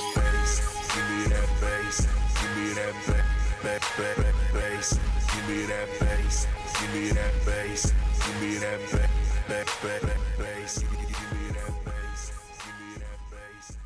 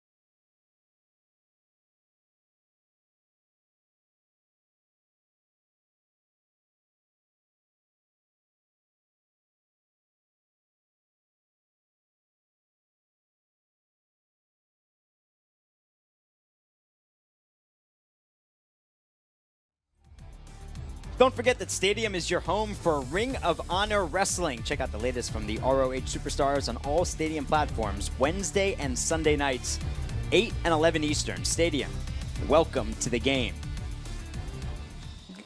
What, you got any fun wrestling stories? No? When I was a kid, a buddy of mine, his father was a big wrestling promoter in the Philadelphia area, so we used to go to the Spectrum before some fights when we were kids, and we'd get there really early and get in the ring and like jump off the top rope. And I was too little. If I tried to run against the ropes, I'd fall through and I'd fall over, so I couldn't do that. But I remember then playing cards. I remember playing gin rummy with two superstars as Brendan Knox breaks one across the 40 and picks up 20 on first down. Playing with gin rummy with two superstars before their steel cage match, and it just blowing my mind that, wait a second, these two guys are playing cards and then they're about to go bash each other's heads in about 20 minutes? Yeah, it's amazing. Like wrestlers, you know, they're only on when they're in the ring. It's wild.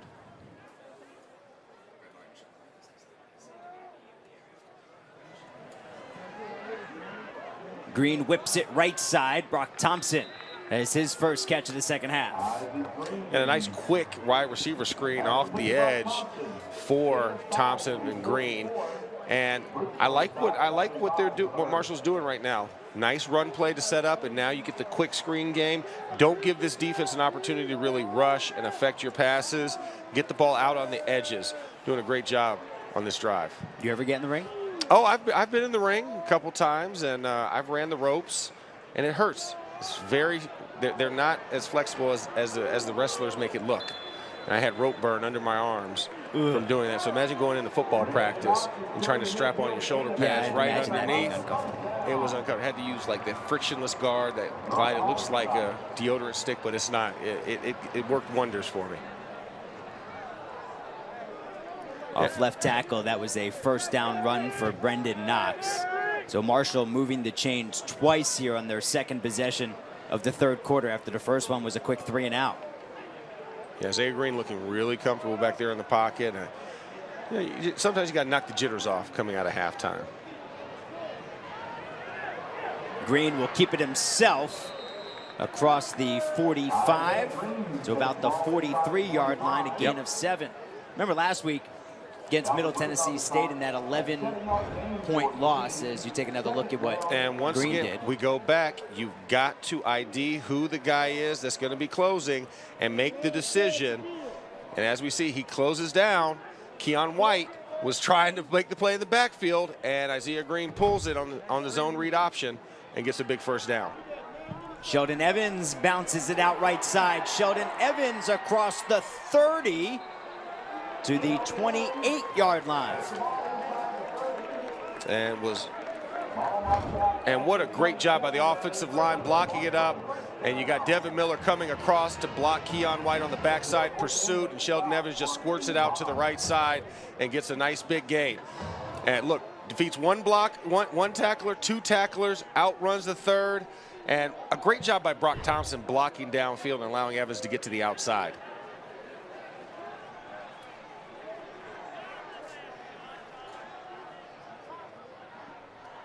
First and 10 from the 27.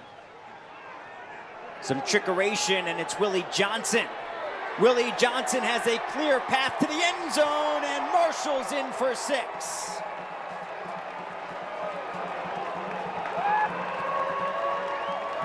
And Coach Tim Cranzy told us this last night. Hey, when we're going to go for a trick play or a change of pace play, we're not going to do it when they expect it. We're going to do it in the middle of a drive. And right here, great job faking off the toss and then turning it right back around on the reverse to Willie Johnson. And Will Omer, the left tackle, getting out there in space and creating a lane for Johnson to run down. And, of course, Johnson finds the end zone in the HOV lane on the highway. Second rush touchdown of the season for Willie Johnson. Extra point is good. 6 plays, 79 yards, and 3:05, 27 yards for Willie Johnson. Marshall, 24, Old Dominion 10.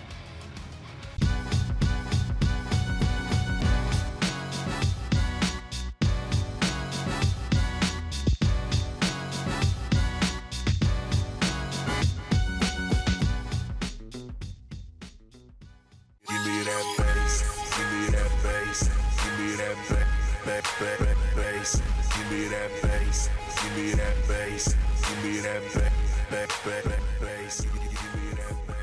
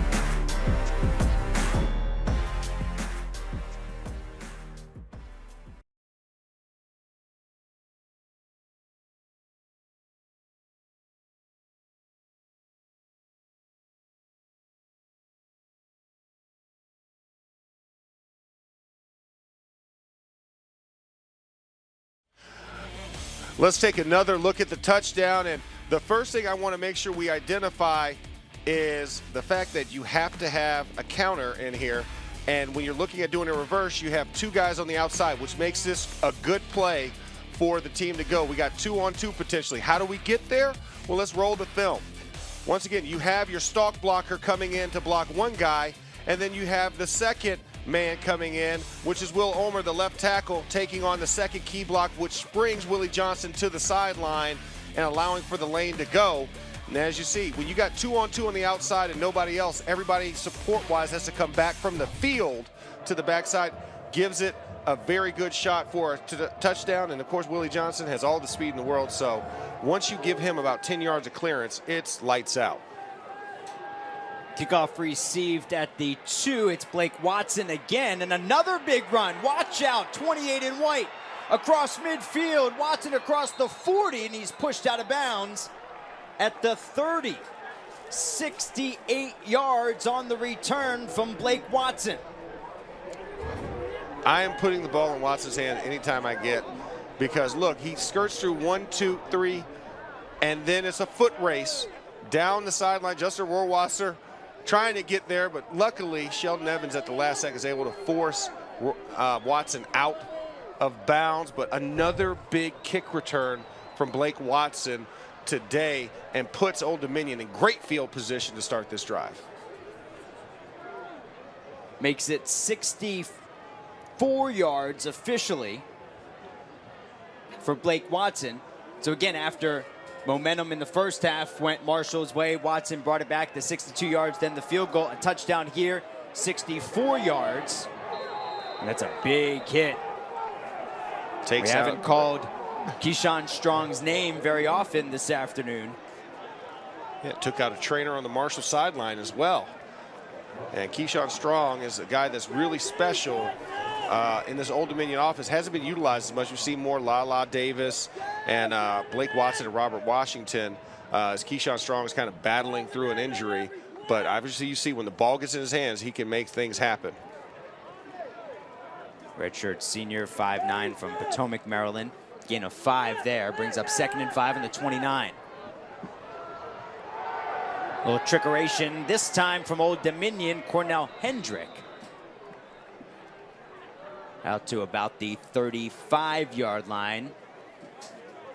And why that play didn't work as well, Noah? It's going to move the chains. The numbers weren't on their side.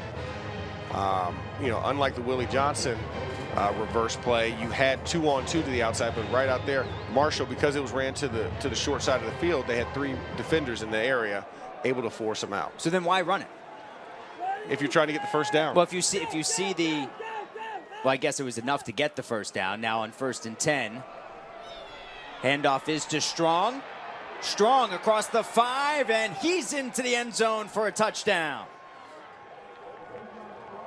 Keyshawn Strong's 3rd touchdown of the season. Just like that, Old Dominion fighting right back. And a great job on the patience and vision of Keyshawn Strong. The play is running to the right. He takes a stutter step, brings it out the back door to the left-hand side, and then it's just a foot race down the field. And Keyshawn Strong, first one to the stripe, 7 for Old Dominion. To make it 7, it's Nick Rice on for the extra point. And he delivers. So this doesn't matter if there was 3 on the one side, gave him 5, and then Keyshawn Strong got 24 in for the touchdown. And if we're going to go with the second look, early on, you want to see the blocking. The blocking's all going this direction for the Old Dominion Monarchs. And then Keyshawn Strong sees it a lot different. He sees it, hey, I don't have the numbers, cut it back. 1 step, cut back to the left-hand side, allow the left guard to clear, and Keyshawn Strong reads it perfectly, and then it's a foot race all the way to the end zone. So just 3 plays needed after the 64-yard kickoff return from Blake Watson. 3 plays, 34 yards, a minute 20. The 24-yard touchdown run from Keyshawn Strong. So when you look at the numbers, again, 318 yards of total offense, about double that of Old Dominion, yet it's a touchdown game, and football is always played in 3 phases. It's not just coach speak. That it is 3 phases of football, and the special teams coverage has hurt Marshall. And fumbling the kick is Sheldon Evans, and then Evans gets across the 30 out near the 35. And yeah, that's the hidden yardage in a game. When coaches talk, oh, there's hidden yardage that we could have won. Well, Old Dominion, the hidden yardage has been great because you've had 2 60-plus yard kickoff returns that put you up in scoring positions, and you've capitalized. It's 10 points off of those 2 returns. And when you have a short field, it allows for a lot more success in your offense. Unsportsmanlike conduct. Receiving team, number 28, his first. 15-yard penalty. Marshall keeps the ball, first down. I didn't hear who the penalty was on, but it was an unsportsmanlike penalty on Marshall.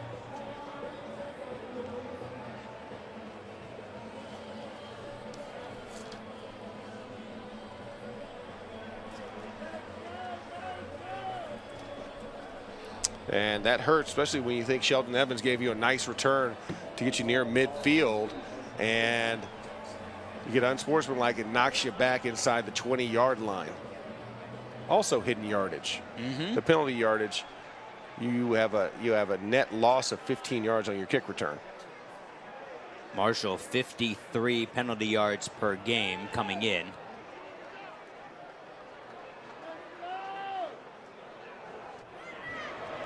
Quick hit to Xavier Gaines, trying to make a play, stiff arms his way to just about the 30-yard line.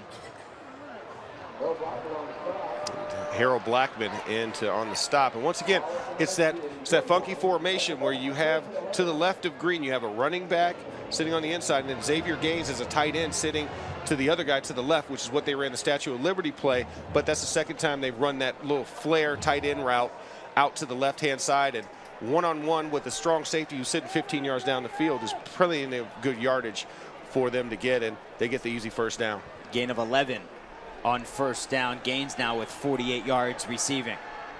Green going up top, and it is well out of the reach of Willie Johnson. And great coverage on the play as well by Caleb Ford DeMent, who was running stride for stride with Johnson. Isaiah Green, a little bit too much, but I think that might have been a good thing because that would have been a tough 50-50 ball to catch in stride. So earlier I was talking about the last week's game, that loss at Middle.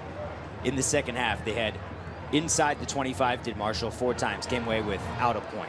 They had 5 drives in the second half, 304 yards. 3 ended on downs, 2 picks. Already much more success here in the second half offensively. Green, too high for Xavier Gaines.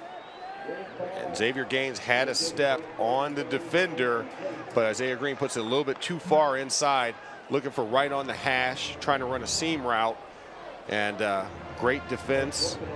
They know, hey, if these tight ends are lined up in the slot or in the backfield, you've got to keep eyes on them because they are the comfort zone for Isaiah Green.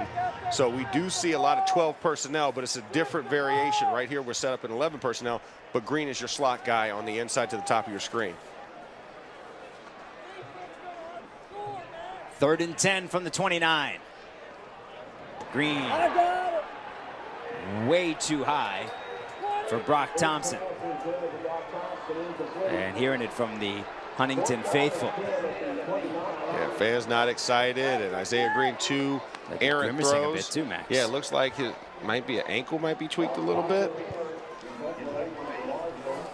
And one fan must be sitting right next to the microphone right now, acting as his own commentator right there. It's not that guy. That guy's having a good time. It's a good day to have a good time. Nearly blocked. Punt taken at the 30. Brown across the 35, 40. Dives across to the 45, and flags are flying. And that was thrown right as Brown was coming down, so must have been one of either the blockers or the attempted tacklers.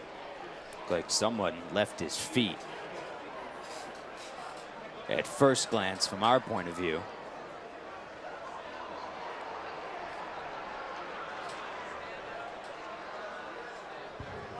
Personal foul, illegal blindside block. Receiving team, number 97. 15-yard penalty from the spot of the foul. Old Dominion keeps the ball. That's a blindside block on 97, Marcus Haynes.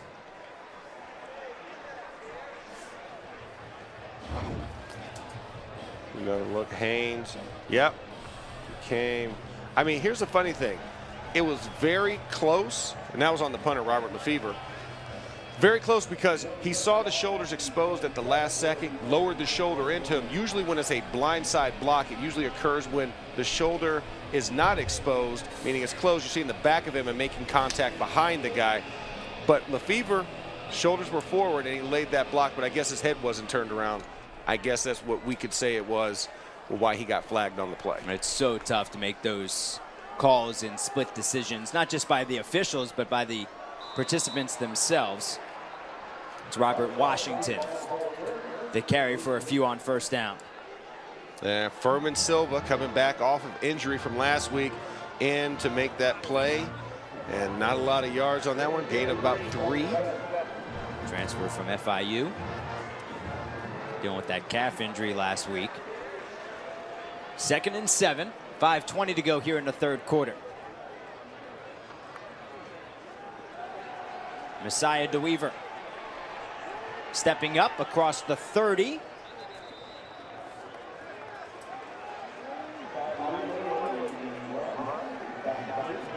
Tackle made by Sam Brown. Check that, Sam Burton, 33 in green. Sam Burton filling at the linebacker position. And good play, but 3rd and 4, so 3rd and manageable for Old Dominion. Let's see if they can convert. 2 for 8 in this situation today. As the time, dumps it across the middle. It's going to be close. Reception made by Washington. And Messiah DeWeaver looking. Hey, check down is always good. You're in 3rd and 4. If he can get you a couple of yards, throw it to your running back out of the backfield because the blitz pressure did not come. And they do move the chains. They do. Without even a measurement. Well, sometimes you got to eyeball it. A little bird dog. So 1st and 10 from the 37. Washington again. A healthy gain on first down. Yeah, a little gut play up the middle, and when your center's on the 2nd level on that linebacker, it's always a good sign. and Isaac Weaver doing a great job. Started at left tackle the last 2 years and now has manned the center position so far every game this season. Bright kid too, biology major, wants to be a doctor. And skipping across for another first down is Washington. Yeah, now finding some success on offense is Old Dominion. Yeah, I didn't want to jinx it, but they look like they're in rhythm. When you look at the last series and then this one, and just a great job of really washing down the line and, you know, having a safety have to come up and make the play. That's when you know your offense is running the ball effectively, when the down linemen aren't making the plays. DeWeaver to the far side. Catch is made by Stephen Williams, tackled immediately by Stephen Gilmore. And Stephen Gilmore, you might recognize that last name because his brother Stephon plays for the New England Patriots. And Stephen, a little bit shorter than his brother. That's the reason why he didn't end up in state at home in South Carolina, but has been a very effective guy that Doc Holliday really loves playing, and a true sophomore. Washington the carry out near another first down. Looks like it's going to be just shy to bring up third and less than 1. Stephon part of that New England defense that is dominant. Well, they haven't played anybody, but I digress. All right, Steve. I digress. Hey, even us. Trust me, I watched that first game of the season on Monday night. It was horrible. Blown up in the backfield. But still down is that Beckett? Yes, it looks like Devontae Beckett, but still down. I also want to see where they spot the football here. But Devontae Beckett down on his back. And Beckett just comes in. Wow. He blows up the handoff, and head was a little low, might have caught a knee or a leg. Coming off the right side of your screen and catching Keyshawn Strong immediately as he's holding the ball, and then DeWeaver heads up play to pull the ball back out and then to try and fall forward. But I think Strong's knees were down first before DeWeaver took the ball away from him and tried to get that first down. And Beckett walking off the field. Yeah, a little woozy, but hey, you got the third down stop, and we hope Beckett's okay, but what a tremendous play by him off the edge, and to blow up the handoff to not even allow that play to get started.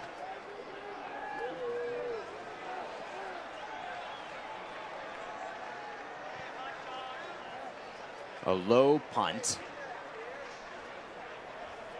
Takes an Old Dominion bounce down to about the 2-yard line, and that's where Marshall will start the offense. Next Friday, Stadium travels coast to coast to bring you some outstanding high school football. First from Pennsylvania, Keystone Oaks hosts reigning 3A champs Aliquippa. You can tune in 7 Eastern on Stadium and watch Stadium.com. Then 10:30 Eastern from the Golden State, Edison and San Joaquin Memorial. See the top recruits from across the country each week on Stadium and watch Stadium.com. Aliquippa, another year of another power in Pennsylvania with MJ Devonshire headed to Kentucky. Will Gibson going to Pitt. 2020 class of Zariah Fisher, defensive end, headed to Penn State. Yeah, a lot of great football in Western PA being played by the Quips of Aliquippa. They're always in the state championship game in Heinz Field. Did you guys ever, as Steelers, ever go to any of the great high school football on Friday nights in Pennsylvania? Yeah, Friday Night Lights, yeah. You guys would just show up? Yeah, you just show up, That's stand on cool. the sidelines. You know, we look at North Catholic, right downtown. Or, I'm sorry, Central Catholic. I forgot because it's downtown, not North Catholic. Mount Lebanon was always good. Mount Lebanon was okay. North Hills had another good squad. I mean, think of all the pro guys that came out of North Hills. But yeah, no, football was really good in Western PA. And being from Florida, I always wanted to see good high school football. Brock Thompson. Enough for the first down. It seems like it's either the tight ends or it's Thompson. Yeah, he has a favorite, I think you'd say. It's tight ends and then a guy that... Now he's limping. Oh, goodness. Brock Thompson is limping. Just got his first start today at the X receiver. Okay, he's starting to jog it off a little bit. Look, he's okay. he'll be all right. And what's impressed the coaching staff the most is just not afraid of the big spots, the bright lights. His father, Ryan, spent a bunch of years playing Major League Baseball, won a World Series with the Yankees in 2000, 9-year outfielder. And a lot of his siblings playing big-time college sports also. Yeah, Brock Thompson comes from a pedigree and a sports family. And as you see, playing through injury right now, you can see noticeably that ankle's bothering him. And as we take it to the end of the quarter, have the trainers take a look at him real quick. Final 15 minutes of football coming your way next. Marshall, 24. Old Dominion, 17. Two teams hungry for wins. Who's going to gobble it up? We'll find out.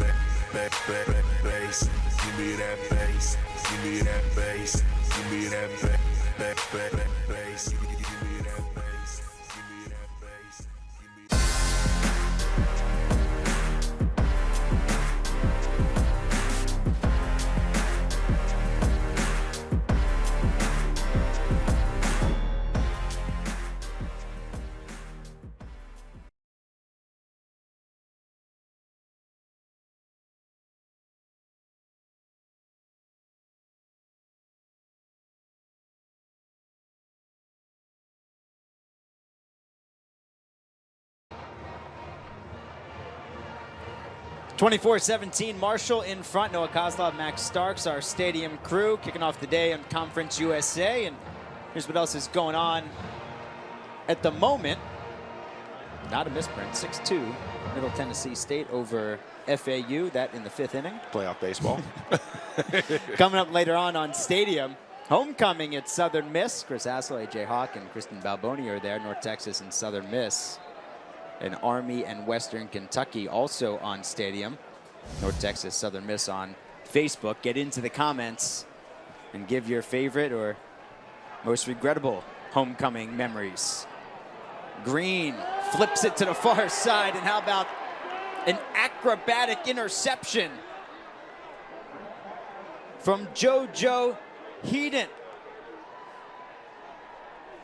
Heaton and Armani Levias both went up for it, and it's Heaton who comes down with it.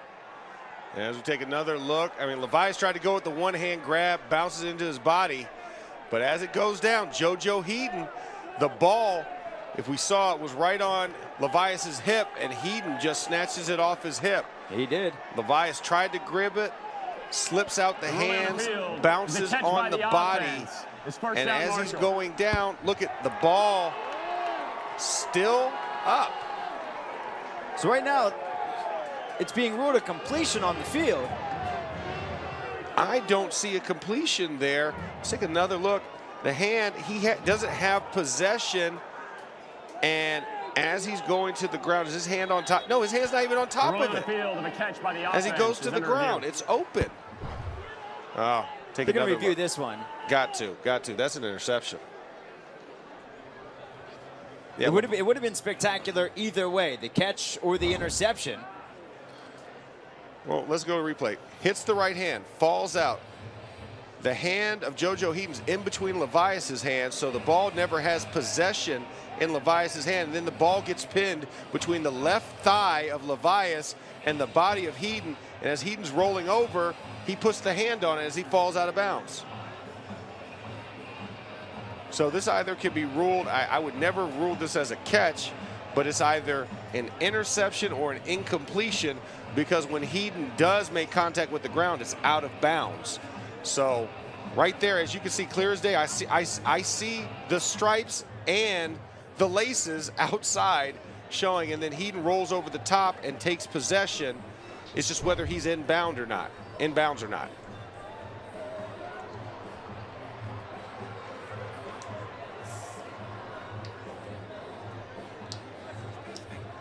Doc Holliday having the conversation. So far, it's been a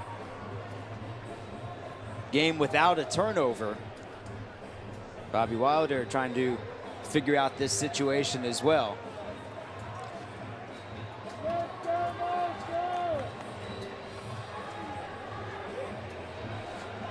little conversation between the refs. I mean, you guys see what the referee's going to see in the replay monitor. Look, it's a close play, but it appears, I think, to both of us that there is enough to overrule that. Yeah, to overturn the call. It's just whether it's incomplete or whether it's an interception. Right. And even though I would think the side judge would have been there, but I don't know if the side judge was in position Looks like to see that play. This incomplete, Max. Ah.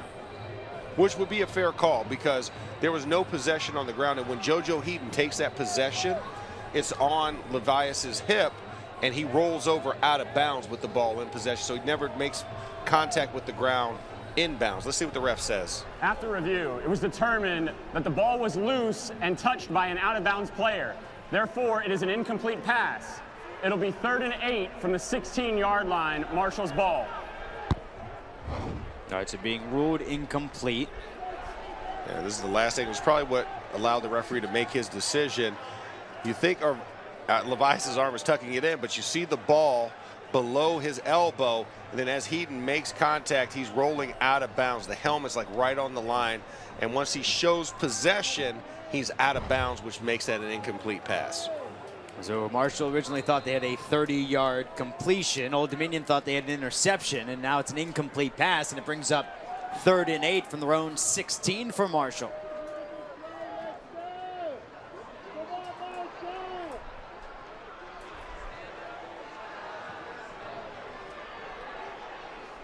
Green dumps it off to Brendan Knox. Knox has a first down.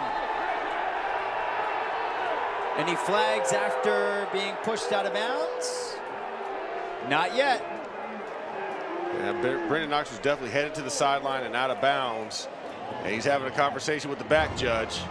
And I don't blame him. Little dump off pass. Nice one-handed grab by Brendan Knox. Weaves through the traffic. Gets out of bounds. Yeah, he steps and the player launches. Marcus Haynes launched as Brendan Knox was stepping out of bounds.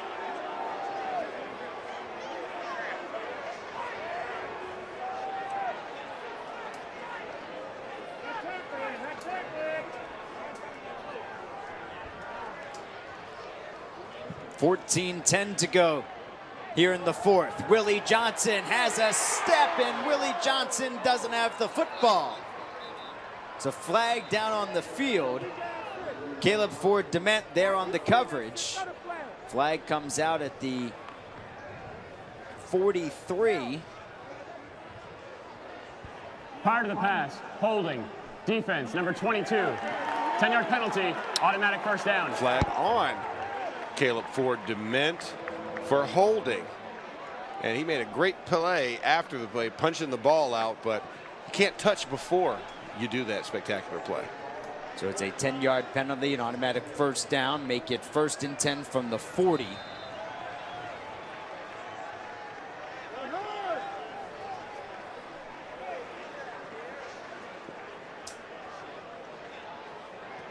So Marshall, an easy 10-yard gain. You would have liked the longer gain, but you'll take it. New set of downs.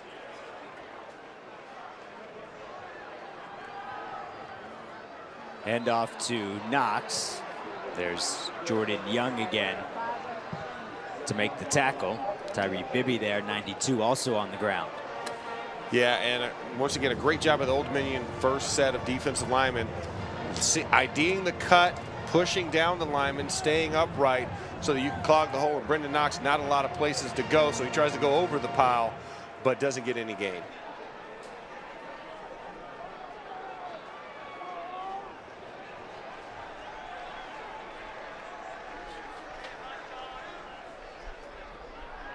With two wide receivers to his left, Green goes left, but he overthrows Brock Thompson. So coming in, Max, the defensive game plan from David Blackwell in this Monarchs unit was try to keep one or two QB guys on defense. So always having one or two guys knowing where Isaiah Green is. How would you grade how Old Dominion's defense has handled that so far? I think Old Dominion's done a decent job with IDing. Obviously, Isaiah Green doing a great job of running out the back door when he has the zone read options of seeing if that defensive end closes. But as far as in the pocket, doing a lot of good work to restrict him when he is in passing situations, and more so the quarterback design option runs have been successful for Marshall. And we see Brock Thompson hobbling off the field. He took a big hit on the sideline, tried to trot across the field, but couldn't do it, had to lay down, and needing medical attention to help him off the field. Yeah, we saw him limping 6 plays at the end of the third quarter. Yeah. Leads the team, 6 catches, 91 yards today, team high 9 targets.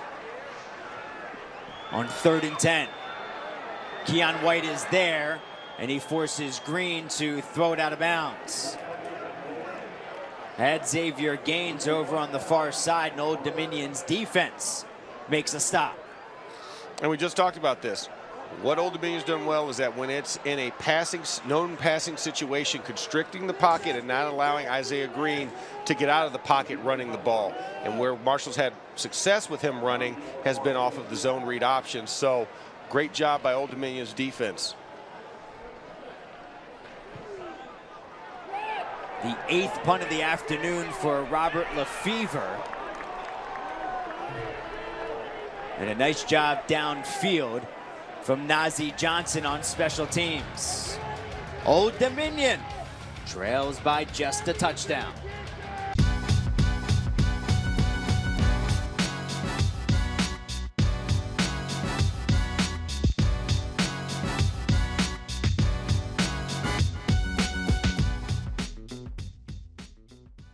Give me that bass, give me that bass, give me that bass, give me that bass, give me that bass, give me that bass, give me that bass, give me that bass.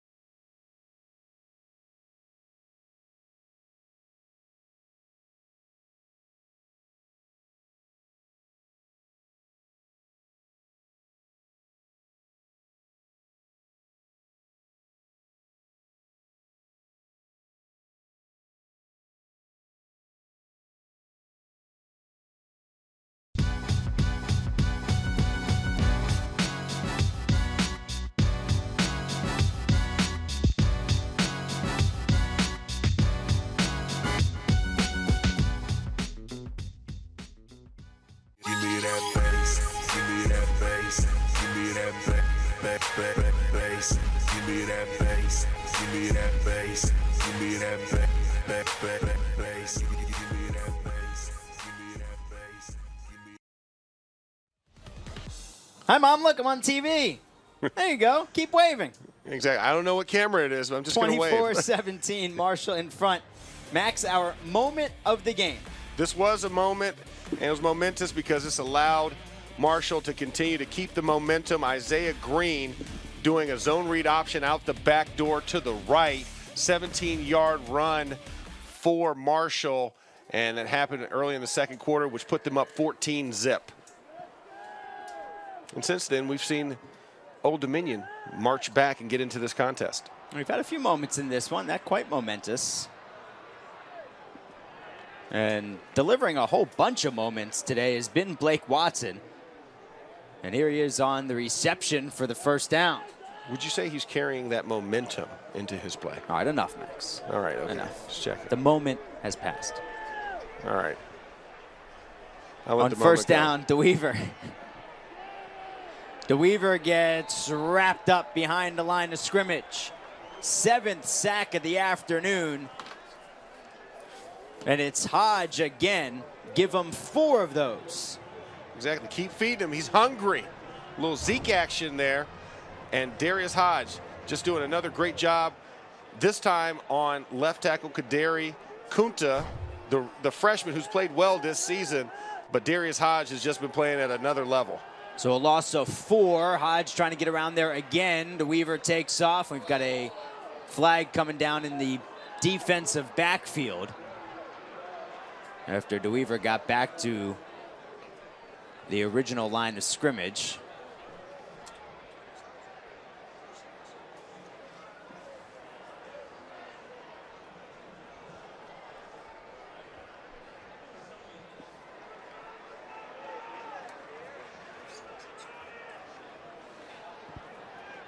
Holding.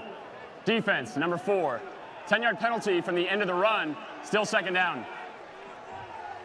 A holding call on Tavante Beckett, who last played football all the way back in 2016. He got suspended at Virginia Tech in 17, transferred, and coaching staff here at Marshall says he's really making up for lost time and making the most of his opportunity here. So it brings up 2nd and 1 after the 10-yard penalty. And that should be enough for the first down. It looks to be a little maybe bit just shy. a little short. Yeah, half a yard shy. And you see now the first 4th down play. Old Dominion going for it. 3rd down. 3rd and 1. Was it third? Oh, sorry. 3rd and 1 off after the hold. My fault. I got a little happy. All good. Everyone has their moment, Max. Yeah, not one of my finer moments. And that is just enough for the first down. Robert Washington carries for a 1.5 yards when just 1 was needed. Momentum took him to the first down. All right, I'm finished. And as we go, yeah, Nathaniel Kroom, Rodney Kroom trying to come in and stop him. Stopped him on the previous play, but not soon enough before crossing the first down marker. 4 minutes gone by here in the 4th quarter. DeWeaver has a completion to the far side. It's Jake Herslow with his first reception of the afternoon. He's been battling the shoulder injury. Played a little bit last week, was trying to play this week. Gain of 7.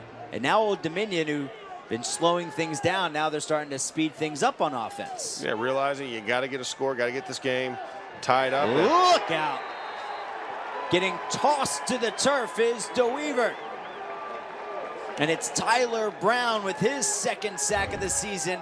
And it's the 8th sack this afternoon by the Herd defense. Yeah, edge pressure coming from the left-hand side.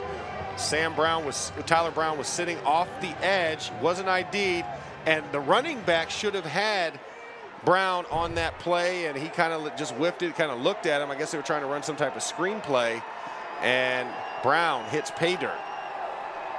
3rd and 9.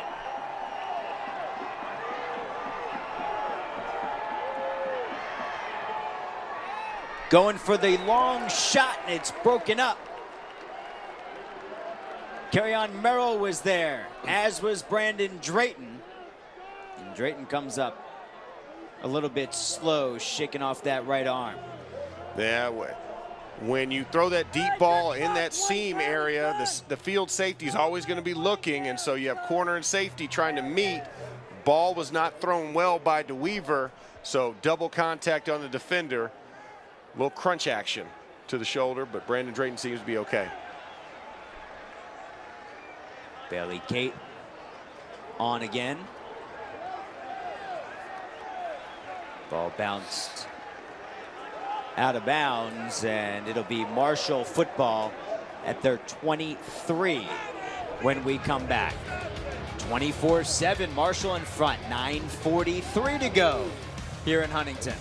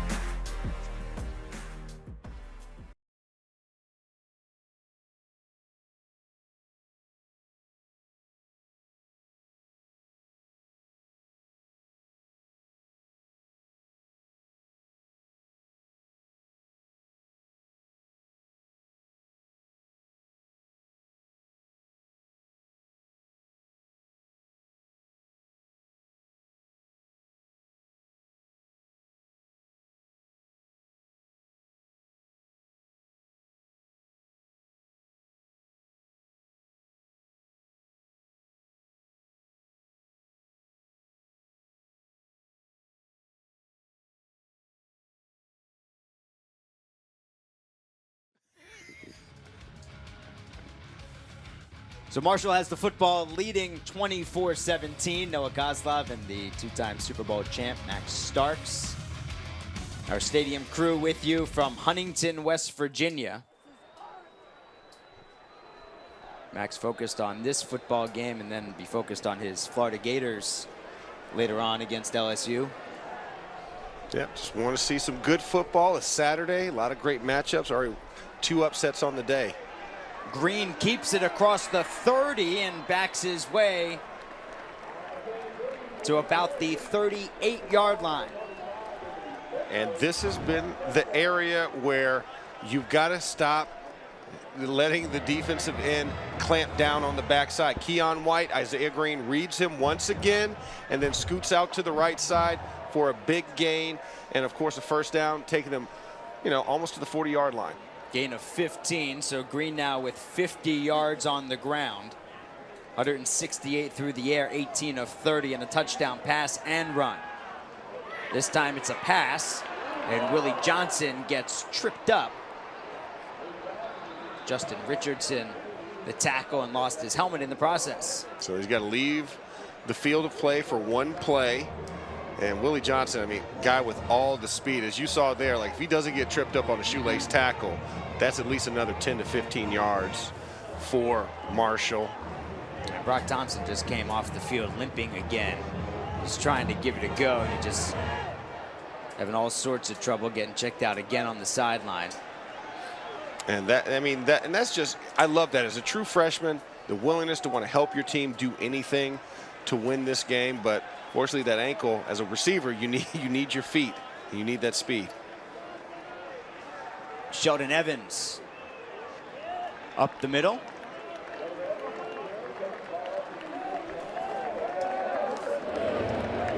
Marshall, another first down run, chewing up clock in the process, trying to dash the hopes of Old Dominion, to swing the momentum back in their favor. And doing what Old Dominion usually tries to do to teams. Slow it up, huddle, get the play from the sideline, chew some time off the clock, and already effective, 2+ minutes off that clock, stifling some of Old Dominion's hopes. 8 minutes to go here in the fourth quarter. Sheldon Evans was stopped behind the line of scrimmage, and now it looks like he picked up a few, and now the flags are flying. That could be something a little extra on Old Dominion, and it's those types of plays that'll drive a coaching staff batty. Yeah, and especially when now the rules are so clear that once the whistle blows, if guys are standing up, you can't finish guys over the pile. I mean, and that's where I used to make a living Personal in foul. the pros. Unnecessary roughness. Was that Defense, if a guy was trying to come in at the last second, 15-yard penalty from the end of the play. Just scrape the top off. Just like when you have ice cream, it's kind of uneven. You scrape the top off so you don't get the melt over the edge. Well, so, yeah, sure. Yeah, but you can't do that anymore. No more scraping over the edge. Lawrence Got to Garner. let it stand. Lawrence Garner, the unsportsmanlike. Yeah, finishing the lineman, Will Omer, over the top. You can't do that. Don't hit linemen. Let linemen hit you. It's my mantra. I know a few guys hit you during the day, though. Terrell Suggs. No, he didn't. He wishes he did. Yeah, he used to do a few things after the whistle. I've heard those stories. Isaiah Green keeps it, and Green gets dragged down by Harold Blackman. But gain of 9, almost to the first down yardage marker, and that clock run. Let the clock run. This is what they're doing, and executing at a high level. Old Dominion kind of getting a little tired, but the biggest thing is defensive ends on the backside. When it's runs, your pursuit angle has to be a little bit wider so that you prevent Isaiah Green from pulling that ball. The second the guy closes flat down the line of scrimmage, shuffling, and gives you that edge of about 1.5 man, that's when Isaiah Green's pulling it out to the backside, and a lot of success today running it. Taking the play clock down to 1. Evans. Is it enough for a first down? We will find out, and it is. Yep, signaling the first down, and Marshall chewing up time. Right now, time possession in their favor, 27-32 and running, versus Old Dominion's 22-45. Amazing thing in this game so far, no turnovers. We almost had one with JoJo Heaton, but fell out of bounds before securing possession. Evans bounces across the 20 and steps towards the 10. And Sheldon Evans does a great job making something out of nothing. Yeah, play was dead to rights in the backfield. Sheldon Evans, you're taking a little outside zone to the right, but able to put that hand out and delay Lawrence Garner from making the tackle, and then Jordan Young running downfield and leaping over his own guy to push him out of bounds. Marshall leading 24-17. They got to 24 on a 27-yard run by Willie Johnson, the wide receiver, in the third quarter. That was their first point scored in the third quarter over the last 4 games. They had scored since putting up 14 against VMI. Hopping over 1, 2. It's Evans again. Always find some sort of creative way to gain a few yards. Listen, by any means necessary. And that's been kind of the mantra for Sheldon Evans and Brendan Knox. Brendan Knox has done a great job. So they've had a nice 2-man rotation of running styles. And then, of course, Isaiah Green with the decisions to pull it on a couple of the zone read options. But very effective, very versatile. I mean, he's got 200 yards on the ground today, which I think is an effective recipe for Doc in this very young team that he has. I mean, he only has 2 seniors starting, and everybody else young or inexperienced. And speaking of young, this Old Dominion team, extremely young. Just 13 seniors on the entire roster. They've got 46 new players. Then add 20 to that. There's guys who redshirted a year ago, and Bobby Wilder thinks that the talent they have on this team could make them a championship team a year from now. Yeah, especially when you don't have that many seniors graduating in starting positions. Carrying over experience from a previous year into the next makes you a more effective, tighter unit. So he has every reason to be optimistic because, you know, a couple years ago, this is a 10-win team that was battling for the Conference USA crown. Brendan Knox takes the handoff into the end zone for a touchdown. He will not be denied. Giving Isaiah Green the up symbol. We're going chest to chest in the sky. And what a way to cap off that drive. And the time they chewed off the clock, under 4 minutes left. Marshall answering. The extra point significant for anybody watching who may not be a fan of either team. Marshall, 10 plays, 77 yards, 5:48, and there it is to make it 31-17. A 6-yard touchdown run from Brendan Knox. Marshall, plus 14.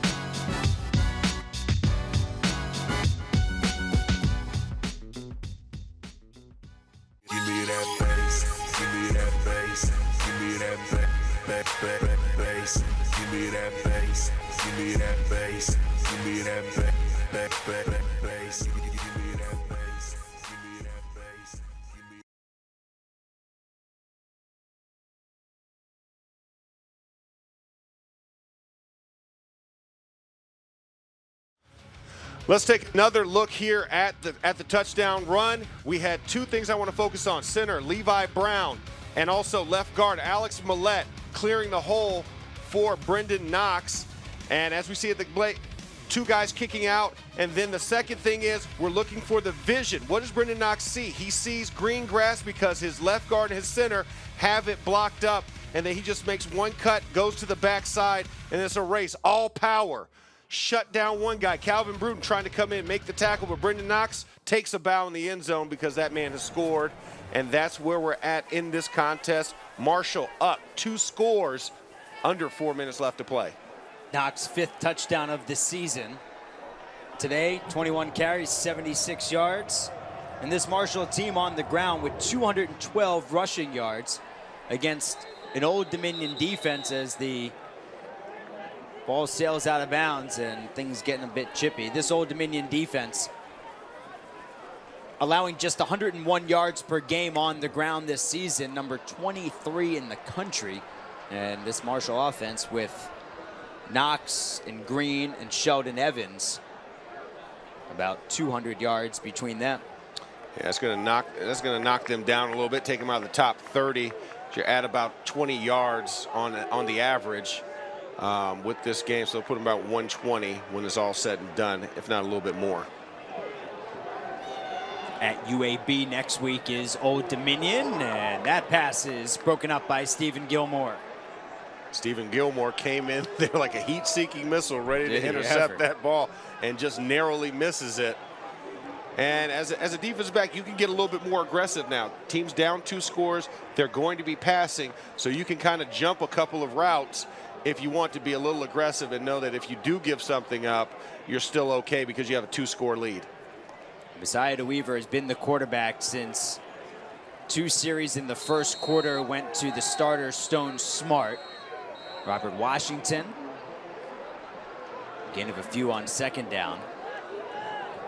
Bobby Wilder told us that he's just been looking for anybody to make a play and that all the quarterbacks could be in play, that it was open competition pretty much everywhere on the skill position side, aside from the offensive line, but everywhere else, open competition all week. Well, everybody but the tackles was safe on the offense. On 3rd and 7, a nice grab. The near side, Stephen Williams, his second catch. At this point, yeah, point of no return. You got to go for it on 4th down. It's 4th and 2 from the 28. We're under 3 minutes to go. I'd give DeWeaver an RPO option here. Let him roll out and see if he has an opening to get those 2 yards. They're 9 of 16 this season, Max, on 4th down. Being pressured, has to get it away, and it'll be a turnover on downs. I think he could have taken off there if he had taken a step earlier. Taking a step earlier, he could have pulled it off to the right, but, I guess I see what he was trying to do. Your running back was open. So we'll step aside for a second. The score's still the same, 31-17. Marshall over Old Dominion.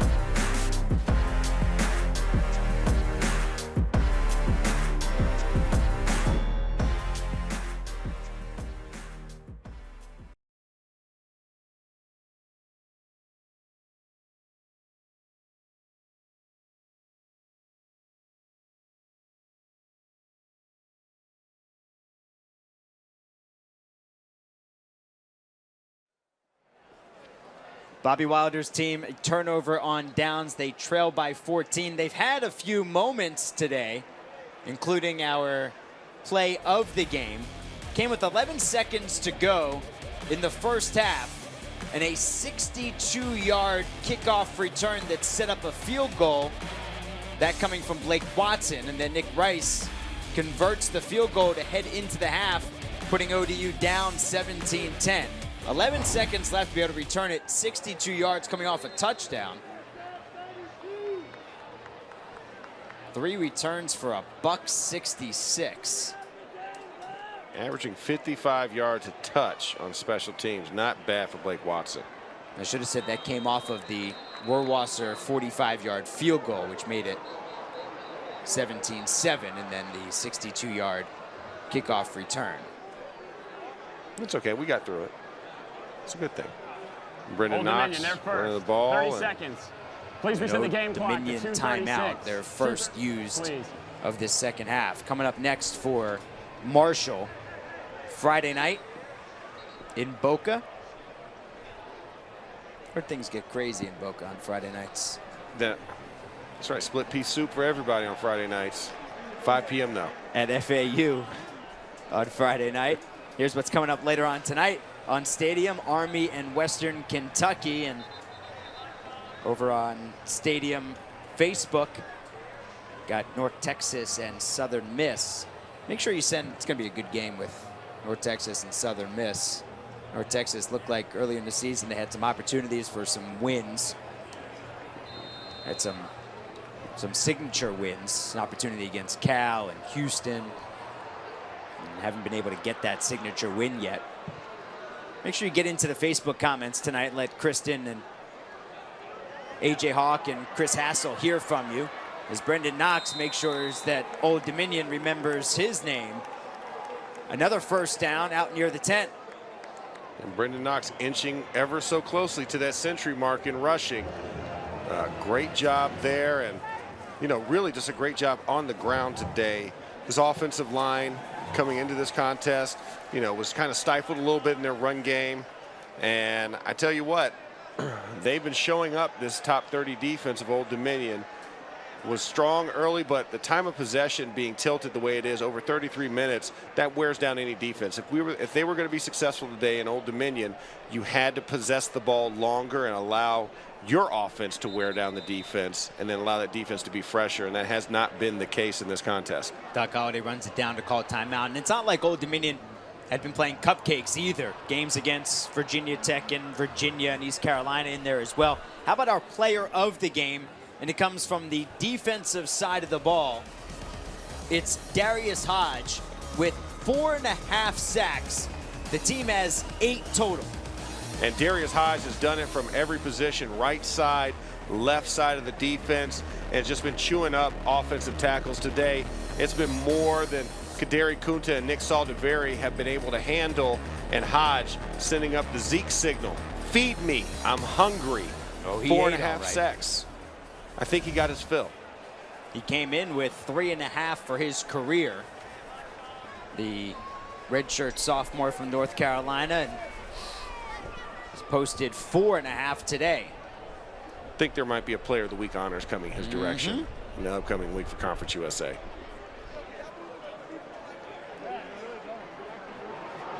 Full head of steam up the middle to the 5 is Knox. And with that run, that should cross him over the century mark. He was at 95 yards. And look at that. Most in a game since 2000. 8 sacks. And that man right there responsible for over half of those. Getting a pat on his back from his teammates. They're giving him a little love, rightfully so. This was a big game. First Conference USA win for Marshall. And to do it between the efforts of this guy, Isaiah Green, and of course Brendan Knox, been phenomenal. Could have some folks right now screaming at their televisions as Marshall takes a knee. Plus 14 is Marshall at 31-17 as the clock winds down. And for those of you wondering, the line was exactly at 14, wasn't it? 15.5. 15.5? Oh, that's brutal. But you got the over today. Barely. By a half point. By a half a point. I was trying to be discreet about it, but go ahead. No, I mean, let hey, it on out. Listen, we could just talk about it. I'm not a bettor, but this is what people do. And it's amazing how they call these games. So close. So Old Dominion will ride their losing streak now to 5 games, heading into their matchup next Saturday at UAB. Marshall snaps a 2-game losing streak. Well, chippy at the end of that one. As it has been all afternoon. So Marshall was hungry for the win, and they eat, especially on the defensive side, and they post 31 offensively.